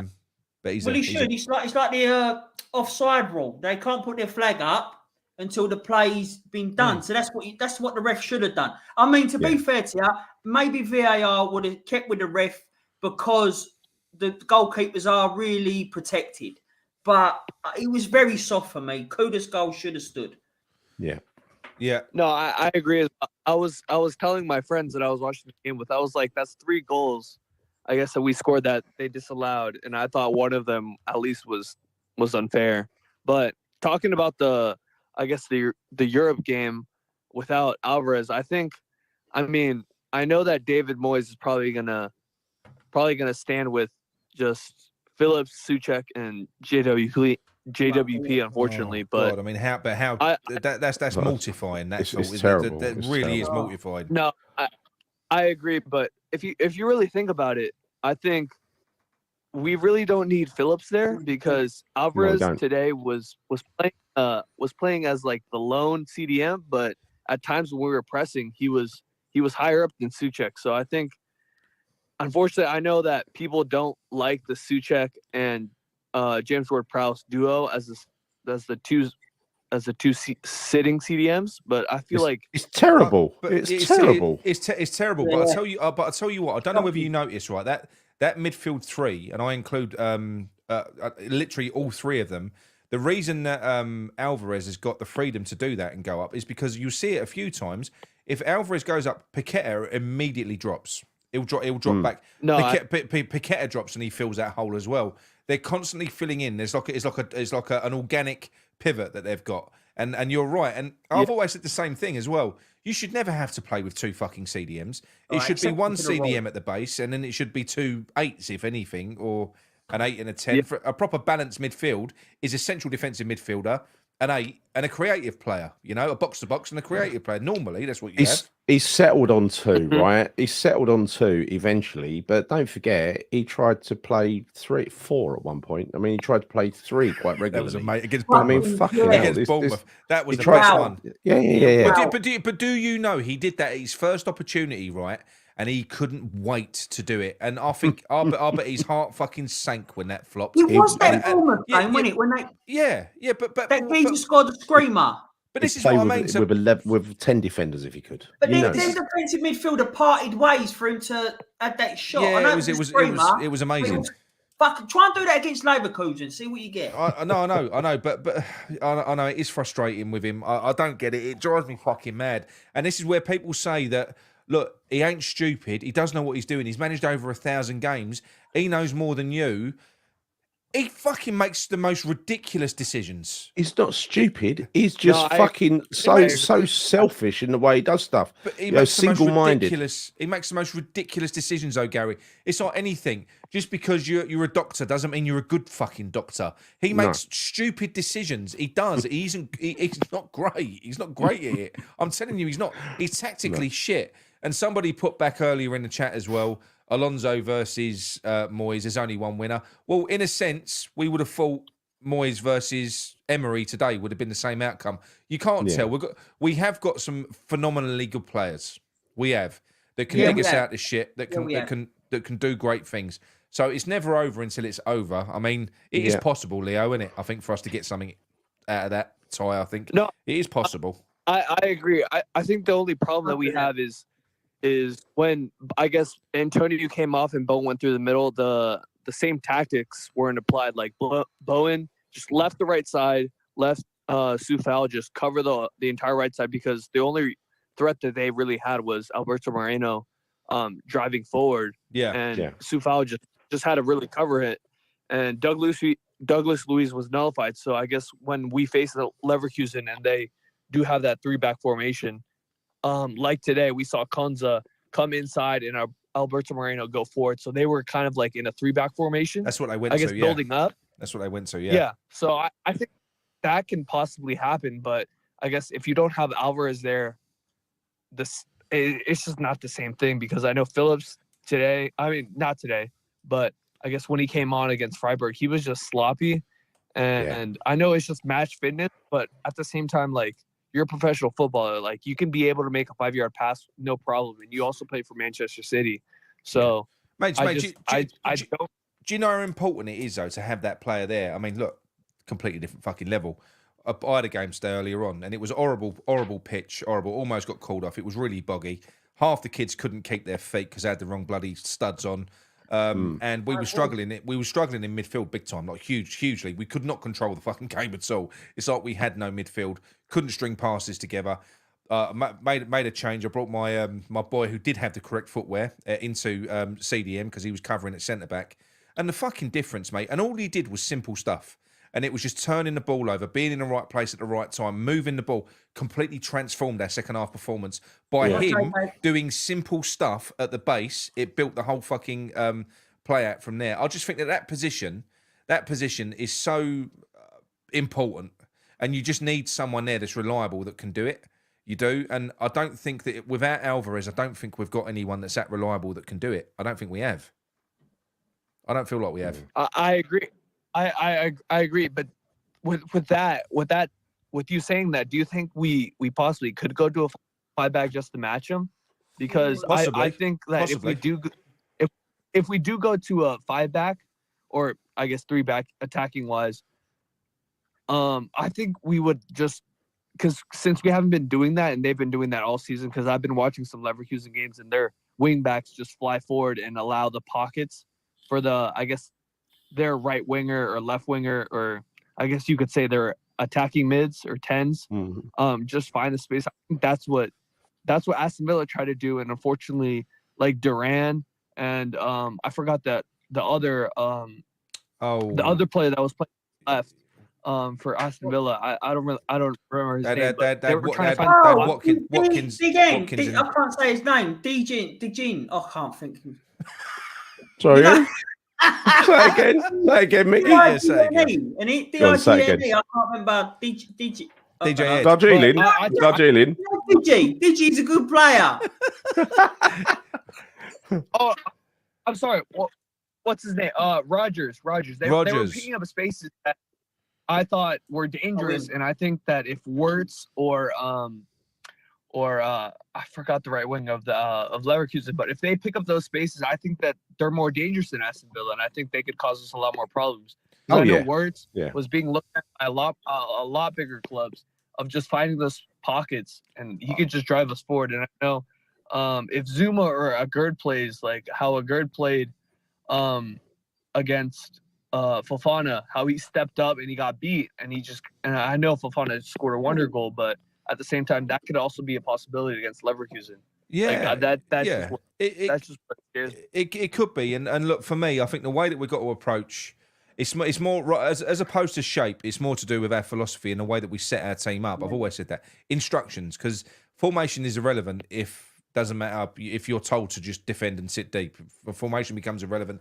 The only time formation really becomes irrelevant is when you start playing in an expansive way and you start pushing yourself up the fucking field, and then you'll start seeing things come into play. Otherwise, it's just 10 men behind the ball. So what I think we should do against Leverkusen is play on the front foot. I think that matching them up wouldn't be a bad plan. Playing Emerson left wing back and Soufal right wing back, and playing a bit of a higher line, compressing the field of play. If you do that, however, we've got Mavropanos who's got legs. You've got to bring Aguerd back in because he's got the pace to match anyone. And I think if you've got them two either side, and I do think that Aguerd is better when you play a higher line, because the thing that he's best at is chasing the fucking attacker and putting a tackle in. So I do get him out of trouble. I think that's what you've got to do. You've got to not sit back and let them run at you and try and carve you open, because they will carve you open. You've got to play a little bit further up. You've got to be brave, I think, Leo. Yeah, no, I agree, but I think if you do play a back five, and I guess I'm guessing that Zuma would be your center back, I think that position is crucial, because at the same time, like, I know Patrick Schick likes to stay forward, but if those, I guess, 10s in those pockets like to be in those gaps, I think Zuma's just too slow, and we don't have an actual player to play in that position where he can step out of the back line and cover, or the other center mids, because I'm guessing it'll probably be Suchek and James Ward-Prowse. If it is Phillips that's there, I have a better feeling of him covering the space, but at the same time, he just feels too slow, and I think he just picks up the game a little too slow. And I know because of match sharpness. Do you think, Leo? Sorry to interrupt. Do you think that there's something to be said about this? Right now, with any other team that Phillips has ever played for, right, he would have been played as a sole CDM. He would have. So he would have been played as a CDM, and it'd have had 2 8s and whatever else. At West Ham, he's been playing as a partner, so it's like zonal. Do you think if you did just play in that formation and said, right, Phillips, that is your fucking area, you control it. CDM, conventional. You play as a CDM and then play with two eights either side of him. Because I think sometimes it confuses matters. I think it does. I think it's like the same can happen if you're playing. Do you know if you go from a back 2 to a back 3, you're saying go to a 3 at the back. Sometimes that can create issues as well if your centre backs ain't fucking used to it. Because it's a bit unconventional. Yep. It's very different playing in a back 3 to compared to playing in a back 2. But a CDM, you should just be on your own. The back fucking there doesn't need to be 2. I don't know why you would have 2 CDMs in the first place. No, I agree. I play soccer at the university level. I know that's a little different to what you guys in the UK or in Europe experience because I'm American. I remember you, Leo. Yeah. You had a bad injury, didn't you? Yeah, I tore my Achilles a year ago, but I'm actually I'm progressing well, and I'm doing well. I've been playing. Yeah, thank you. But whenever I used to play lone CDM because that's my position, the 6. Yeah. And whenever I play double pivot, it's actually a completely different game because you split the field in 2. So I actually understand what Phillips is dealing with, and I know that he hasn't really played with Alvarez as the 2, but as the lone CDM, you dictate basically where you want your 8s. So if you tell your 8s where you want them to be, and you're basically build up, you're basically like the 3rd center back in play, and that's what Alvarez does. So I think Phillips could play the lone CDM, but unfortunately because Moyes likes to play with 2 CDMs and basically 6 defenders behind the ball, and then the 4 attackers, which he recently just did. It's because it used to be 8 defenders behind the ball. I know. And now but he'll be Leo. He'll be playing. He won't be playing just Phillips there on his own, will he? Because if he did that, I think maybe giving him just a defined role and saying, you do that. This is your role. You got to be disciplined. Sit in front of the back 4, guard the back 4. Cut out play. I think he's going to be sitting alongside Souček, and I think they're just going to get in each other's way. No, yeah, but this is the trouble. I agree. This is what Leo's saying though. It should be, I think, to remove the confusion and give him a clearly defined fucking role. Totally agree with that. Totally agree with that. I think you said yourself, Gary, when you went to Brighton, right? This was when Alvarez first came in. We played with 1 CDM. It was fantastic. And do you know? Because do you know what a good midfield will do? They will filter the threat through to a CDM. So basically, it'll go, through there, mate. Go through that way, and then you've got that bastard ready to munch you. So that's what you do. You get the midfield will funnel players where you've got cover. If anything, if they're going to get through, you can go through there because we've got a CDM there. So that's generally the way it should work anyway. And that's when Alvarez. That's when Alvarez is at his best. I stood behind him, watching him, right? And he was like a viper. He was literally scanning the horizon for danger, and he would close in on that danger. He'd just snap into it straight away. You could just tell he was a quality player there and then. I've never seen Phillips play that role, but I assume being a much more simple. No, I ain't seen it, right? But as a much more simple job description, I think that might have a chance of working, right? That might have a chance of working. And you know something? If you play Phillips there, and if you can grow some confidence, because Phillips does have something that Alvarez doesn't, although Alvarez has played some good passes at the moment. But when you play that type of position there, if you've got him playing at the base, dictating play, because it's such an important, it ain't just sitting. It's not. Like I just said, it's controlling the game. And you're feeding the ball. It's reading the game and controlling the game. But Phillips has also got the ability to spray passes.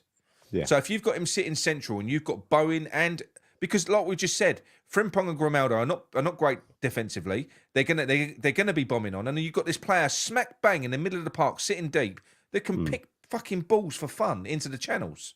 Yeah. That could work as well. Yeah, it could. No, I absolutely agree. I know.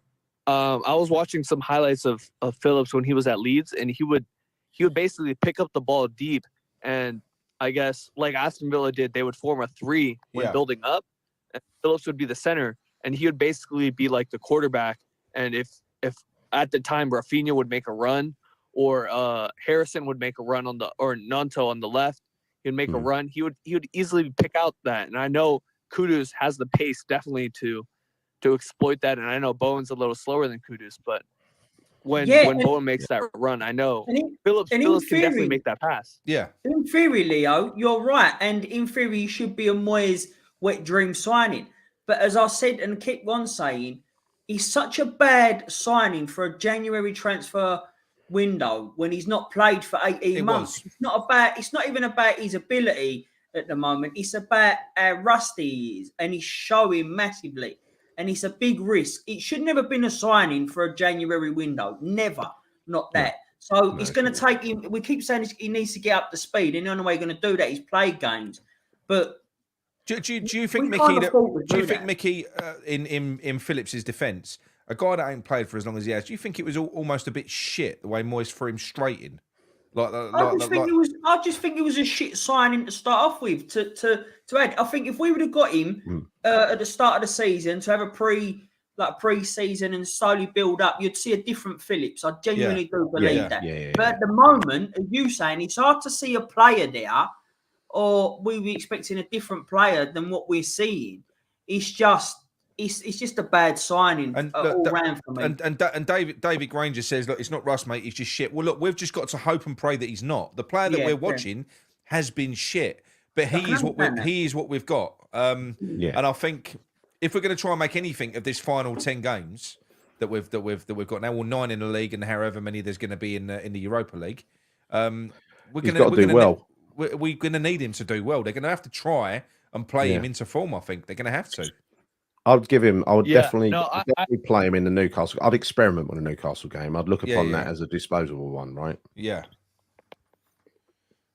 No, I agree. I know that, and also the reason why I think Pep really wanted to let him go was because the way that City's playing right now, I know that center back comes into the sixth position, the CDM position, and that basically neglects Phillips' role, because I know in Leeds they were playing a 4-1-4-1 basically, and he was the lone six, and that just changes the perspective of how you play. And the way I thought he was going to be just the backup for Alvarez, but when you keep on playing him in the double six and the double pivot, that basically neglects what he's good at, and that's just being the lone six. And I think Souček and James Ward-Prowse could both play the double 8, or I know that Paqueta could play in the 8 as seen in Brazil, but he's a little bit more of a double pivot 8, more of attacking 8. But I just think that if you were to play Phillips, you have to play Phillips in the 6 by himself, and you have Souček and Paqueta, or Souček and James Ward-Prowse higher up. And I don't think that Moyes I can't have Ward-Prowse. No, I'm honestly done with James Ward-Prowse. I really am. I can't. I know he's a good technical player. He is, but I said it when we first signed him. He did. I think in the Premier League in particular, you need to have some, because he ain't a CDM, right? I think a CDM's the only area. A CDM's the only area where you can probably get away with not having much pace. I think if you're playing in the 8 or the 10, you've got to have something. You've got to have some sort of physicality. You've got to either have pace or power or something. He's got none of that. He doesn't seem to have it, and he runs so much. I mean, he covers kilometres. But the reason for that is because as long as he's been playing the game, he's never in the right place at the right fucking time. So he's chasing the game all the time. He's shadow running, a little bit like Souček when Souček gets a bit lost. They're just running. Whereas if you remember Declan Rice, right? Declan Rice used to run a quarter of the distance that Thomas Souček did, but touch the ball 5 times as often, because he's just where he needs to be. He reads the game. He's just there. Do you know what I mean? And I just don't think James Ward-Prowse has got it. I think he's got a great right foot. I think he's got a great right foot. I think he's okay. But I don't think he's a top central midfielder. I really don't at all. Unfortunately. Yeah, I agree. The problem, I was looking at James Ward-Prowse when he was getting linked to us, and I know he was playing actually in the double pivot with Lavia at Southampton, and he was low-key, he was just fading a little bit, and I thought the best position for James Ward-Prowse was on the right of the three in the center mids, but unfortunately Souček only plays on the right, and I've been looking every single game. Souček always plays on the right, and that's because he has, Soufal, yeah. Yeah, of course. They know how to link up, and Bowen's there. But unfortunately, the problem with that is that James Ward-Prowse can't deliver on the right, and he has to take that extra step when he's always on the left.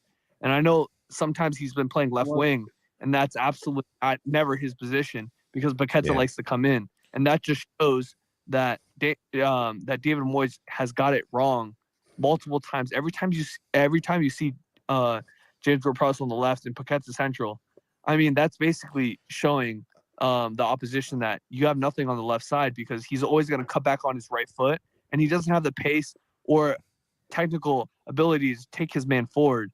And Paqueta obviously has to come more central to eat the ball. I think that's a big problem. He does, right? And do you know what? I'm going to say this again, and I know why David Moyes dismissed these signings and why he didn't want them, because he's got these players that he wants to get in the team. He wants Phillips in the team. He wants James Ward-Prowse in the team. He wants Souček in the team. As good as what Souček's been, we need to upgrade him.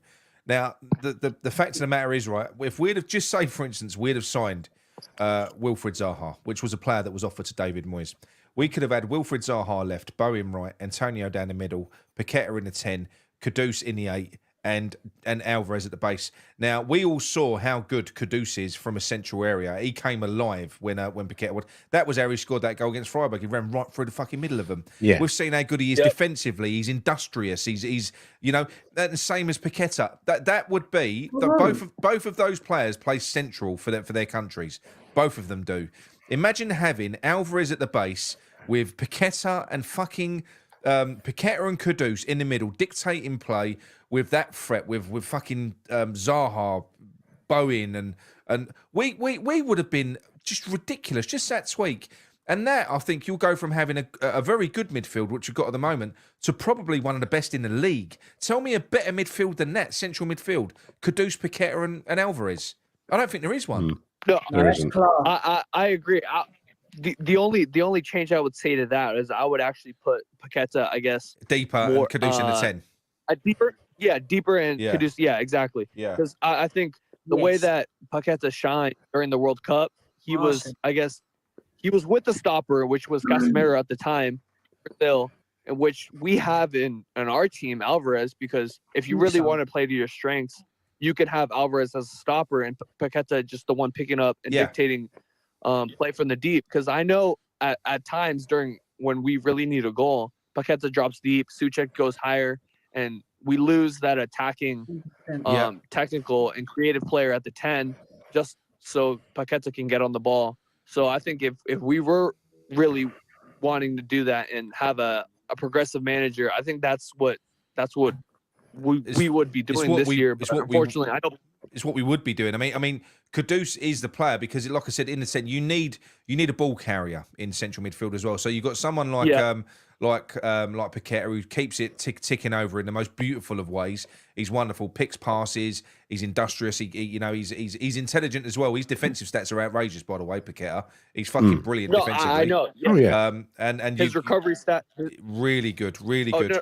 But then you got to have Kudus in the middle, that ball the geezer who just loves running at players. It's just what he loves doing. He just runs at players. Yep. He's fantastic. It'd be amazing to see. So you've got a full spectrum there. You've got Paqueta who can pick those killer passes. You've got Kudus who can dribble through the middle, and then you've got all of that pace in attack. That's what we could have been seeing just with one fucking loan signing that David Moyes wouldn't have. Yeah, I read your other comment wrong. I agree. Do you know what really frustrates me is that if that was the plan and having Alvarez sitting Paqueta as the 8 and Kudus at the 10, I think Scamacca would have been absolutely brilliant for us. Oh wow! Could you imagine? Yeah. No, I absolutely, because I know Bowen likes to go forward, and I agree. Like he should be the inside forward, and the left wing possibly could have been Zaha, who likes to hold out wide. And I know Scamacca, he doesn't like to play the absolute 9. He likes to drop in Yeah. But at the same, like if you did have Kudus making those runs behind him, and Scamacca would just drop in a little bit and play like I guess maybe a false 9. Yeah. He would defensively playing as the 9, but whenever we would go forward, he always liked to drop back. He never liked to be on the shoulder of the defender. And all of his goals, I guess, in Serie A, he would, I guess, be a poacher at times, but at the same time, he would also be on the edge of the box, just cracking them. And I know he always had that power shot on him that we saw in Leeds, he did. where we didn't deserve a goal. He would just score those. You could visualize the fucking link-up play. I mean, he'd basically be like a rebound ball, like a bouncing ball. He'd drop a little bit deeper at times. You'd have Kudus fucking running out and bouncing the ball off of him because he was also good at feeding the ball. He had a good pass, Scamacca. So great link-up play. So it was brilliant. He just needed a proper 10, and I know Paqueta isn't a proper 10. Yeah. He is very technical and he's absolutely great at playmaking.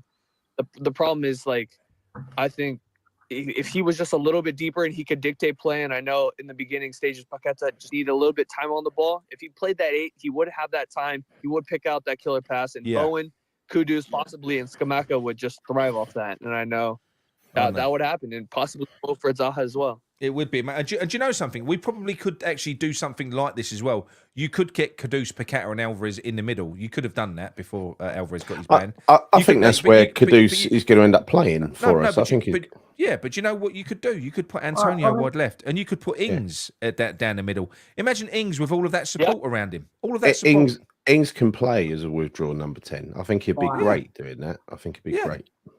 Yeah. But he won't get a chance. I agree. I think Ings has developed his game in a way where I know when you're older, you don't really want to learn new attributes but I guess when you're slower, you take a step back, look what's in front of you. And he's been doing well. And I know, I guess Moyes, when he was playing against Burnley, I was a little bit frustrated when he actually subbed off a Gerd instead of Souček, because I thought Danny Ings would provide a lot more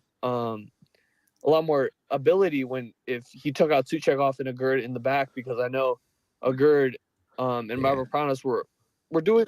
I thought they weren't doing as bad as people say they were really against.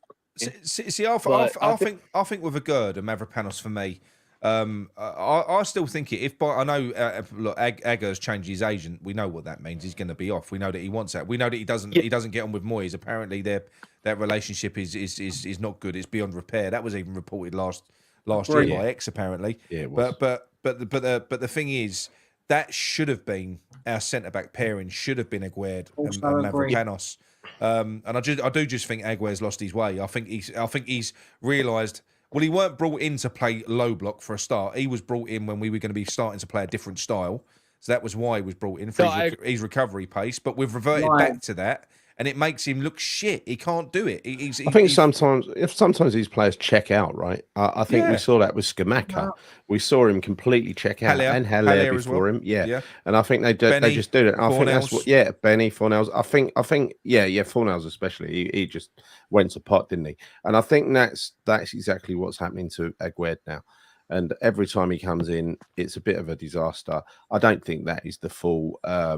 Ability of Aguerd being shown there. I think he's better than that. You see him at international level, and he's good, right? He's good. So yeah, he is. But anyway, Leo, we're going to wrap this one up, mate. Thank you very much for the call. Great call as always. Cheers, Leo. Good call. Cheers, Leo, mate. Thank you. Good luck on your recovery. Can I say one more thing? Go on, mate. So about the Aguerd thing, I actually this might lead to another big tangent, but when we brought Aguerd in, I thought that we would actually be going to a 3-back formation. That's our fault. That as well. 5-back. Yeah, and I thought he'd be the left center back, and that's the reason why we really brought Emerson in, because he was really played much as the left wing back, and I know people were really hesitant about him in the beginning, and I just thought that people needed to just have patience, because at Chelsea they play really as the 3-back, and when we brought Mavropanos in, I thought we were really gonna. Because at Stuttgart, he would be playing as the right center back of a 3, or at times playing as the right center back 2, as we see now. So I just I really thought we were going to migrate to that 3 center back formation, but I know that when Edgar got his injury, that basically won the bid. Yeah. So yeah. But, So maybe that was the plan at the start. You don't know. It could have been. It could have been. I think so as well. But thank you for the call. I really appreciate it. You guys have a wonderful day. Cheers, mate. Yeah, you too, Leo. Great call, Leo. And good luck with your football, mate. Yeah. Appreciate it. Thank you. Listen, Leo. One criticism. Yep. It's football, not soccer. That's right, Leo. No, Leo. I'm Hispanic. I know. My family's from South America, so it's always football. Oh, exactly. Yeah. I agree. Yeah. All right, lovely. All right, cheers for that, mate. Speak to you soon. Yeah. Have a Cheers, good one. Leo. Yeah. See you later. Bye. Oh, this was always this hurts me. That it does me and all. hurts me. What? Yusuf Fofana instead of JWP. What? No more calls now, Pete. It was midnight. Oh, is it midnight already? Yeah. It's been a long day. My God. I know. Yeah, no, Fofana would have been absolutely outrageous. It would have been. But like we've already said, there's so many options. There's so many things that could have been done that could be done. We've let go of Kehrer. We're pissing our pants now because we had to go out and get fit. We had to go out and get Phillips because we didn't have backup for Alvarez. There's been so many mistakes He shipped this out season. Downs. He shipped out Kehrer, who can play CDM. Yeah. I mean, he's a fucking moron. There's Honestly, just been so many errors, Nick. So many errors this season in management, right? I know. Everything from bombing out, making the squad smaller just before you come into the last 16 of Europe, and you're going to need a squad. He's just done everything to fucking handicap himself. I know. And all because he wants to play a certain way, and anybody that shows a hint of dissent, he bombs them out. Yeah, I know. Well, that's why it's always going to be a revolving door. We would see this. If you stuck with David Moyes, we would be in a perpetual state of rebuild. Yeah, I know. The whole time, all these players that come in, talented players that look shit. Oh, they're shit now. They're rubbish. They was never right for the Premier League. They was never this. They was never That's that. the thing. No, That's I'm the sorry. thing. When people repeat shit like that, things like about, and again, I'm not saying he would be great, but like Flynn Downs, for instance, where he's just completely written off. Fornals, he was written off. Whereas I loved Fornals. We all did, right? And we know he was a good player. We know that Benny had more to his game than he showed. And there are others where he's just made straightforward a fucking error, like selling Haller, like selling Scamacca, or not using Scamacca properly, which was criminal, right? Or even buying Vlasic in the first place, which was just ridiculous because it was another winger, because he's got this hang up about converting wingers into strikers. He thinks he can do it for everybody because he was successful with fucking. He weren't a winger. He was just another. He was another number 10. He never played in the 10. He was a number 10 that we used to play on the wing. Yeah, right. We've done it. We've done it with so many players. Fornals was a central midfielder. Ben Rama was a central midfielder. He was a 10, not a central. He was a 10. Vlasic was a 10. Paqueta's a fucking 10 or an 8. He ain't a left winger. I know. Dickhead. Anyway. Right. Gary, do you want to wrap it up? Yeah, I do. I want to go to bed. I've seen enough of my caravan this weekend. So there you go. Thank you all for joining. It's been emotional. Nice. I'll never forgive you for that. You know that. It's never going to go away. And all you bastards in the audience who took the piss out of me, Wait, don't laugh. Go, honestly, you're going a fucking fortune. Yeah, I know. Okay, you put that fucking face. You put that photo on a fucking mug, Nick. I'll fucking have you. I tell you. You dare. Belly boxing. Sorry if I got to say that. Don't put that on a mug. Don't put that photo on a mug.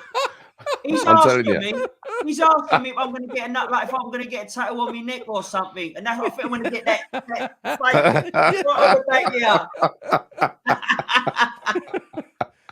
But look, we've got no football. We've got no football for a couple of weeks. Another fucking international break, as if we ain't had enough already. So I suppose we're going to be searching around for news, aren't we? I don't mind it. It's fine. We've probably got a couple of guests we can get on as well. Do some special shows. Yeah, we're gonna have to fill the gap somehow, aren't we? Yeah. I don't want to make people excited, but Pablo Di Cadio was Pablo Di Canio. Yeah, not Paolo. We've got Pablo Di Canio coming on.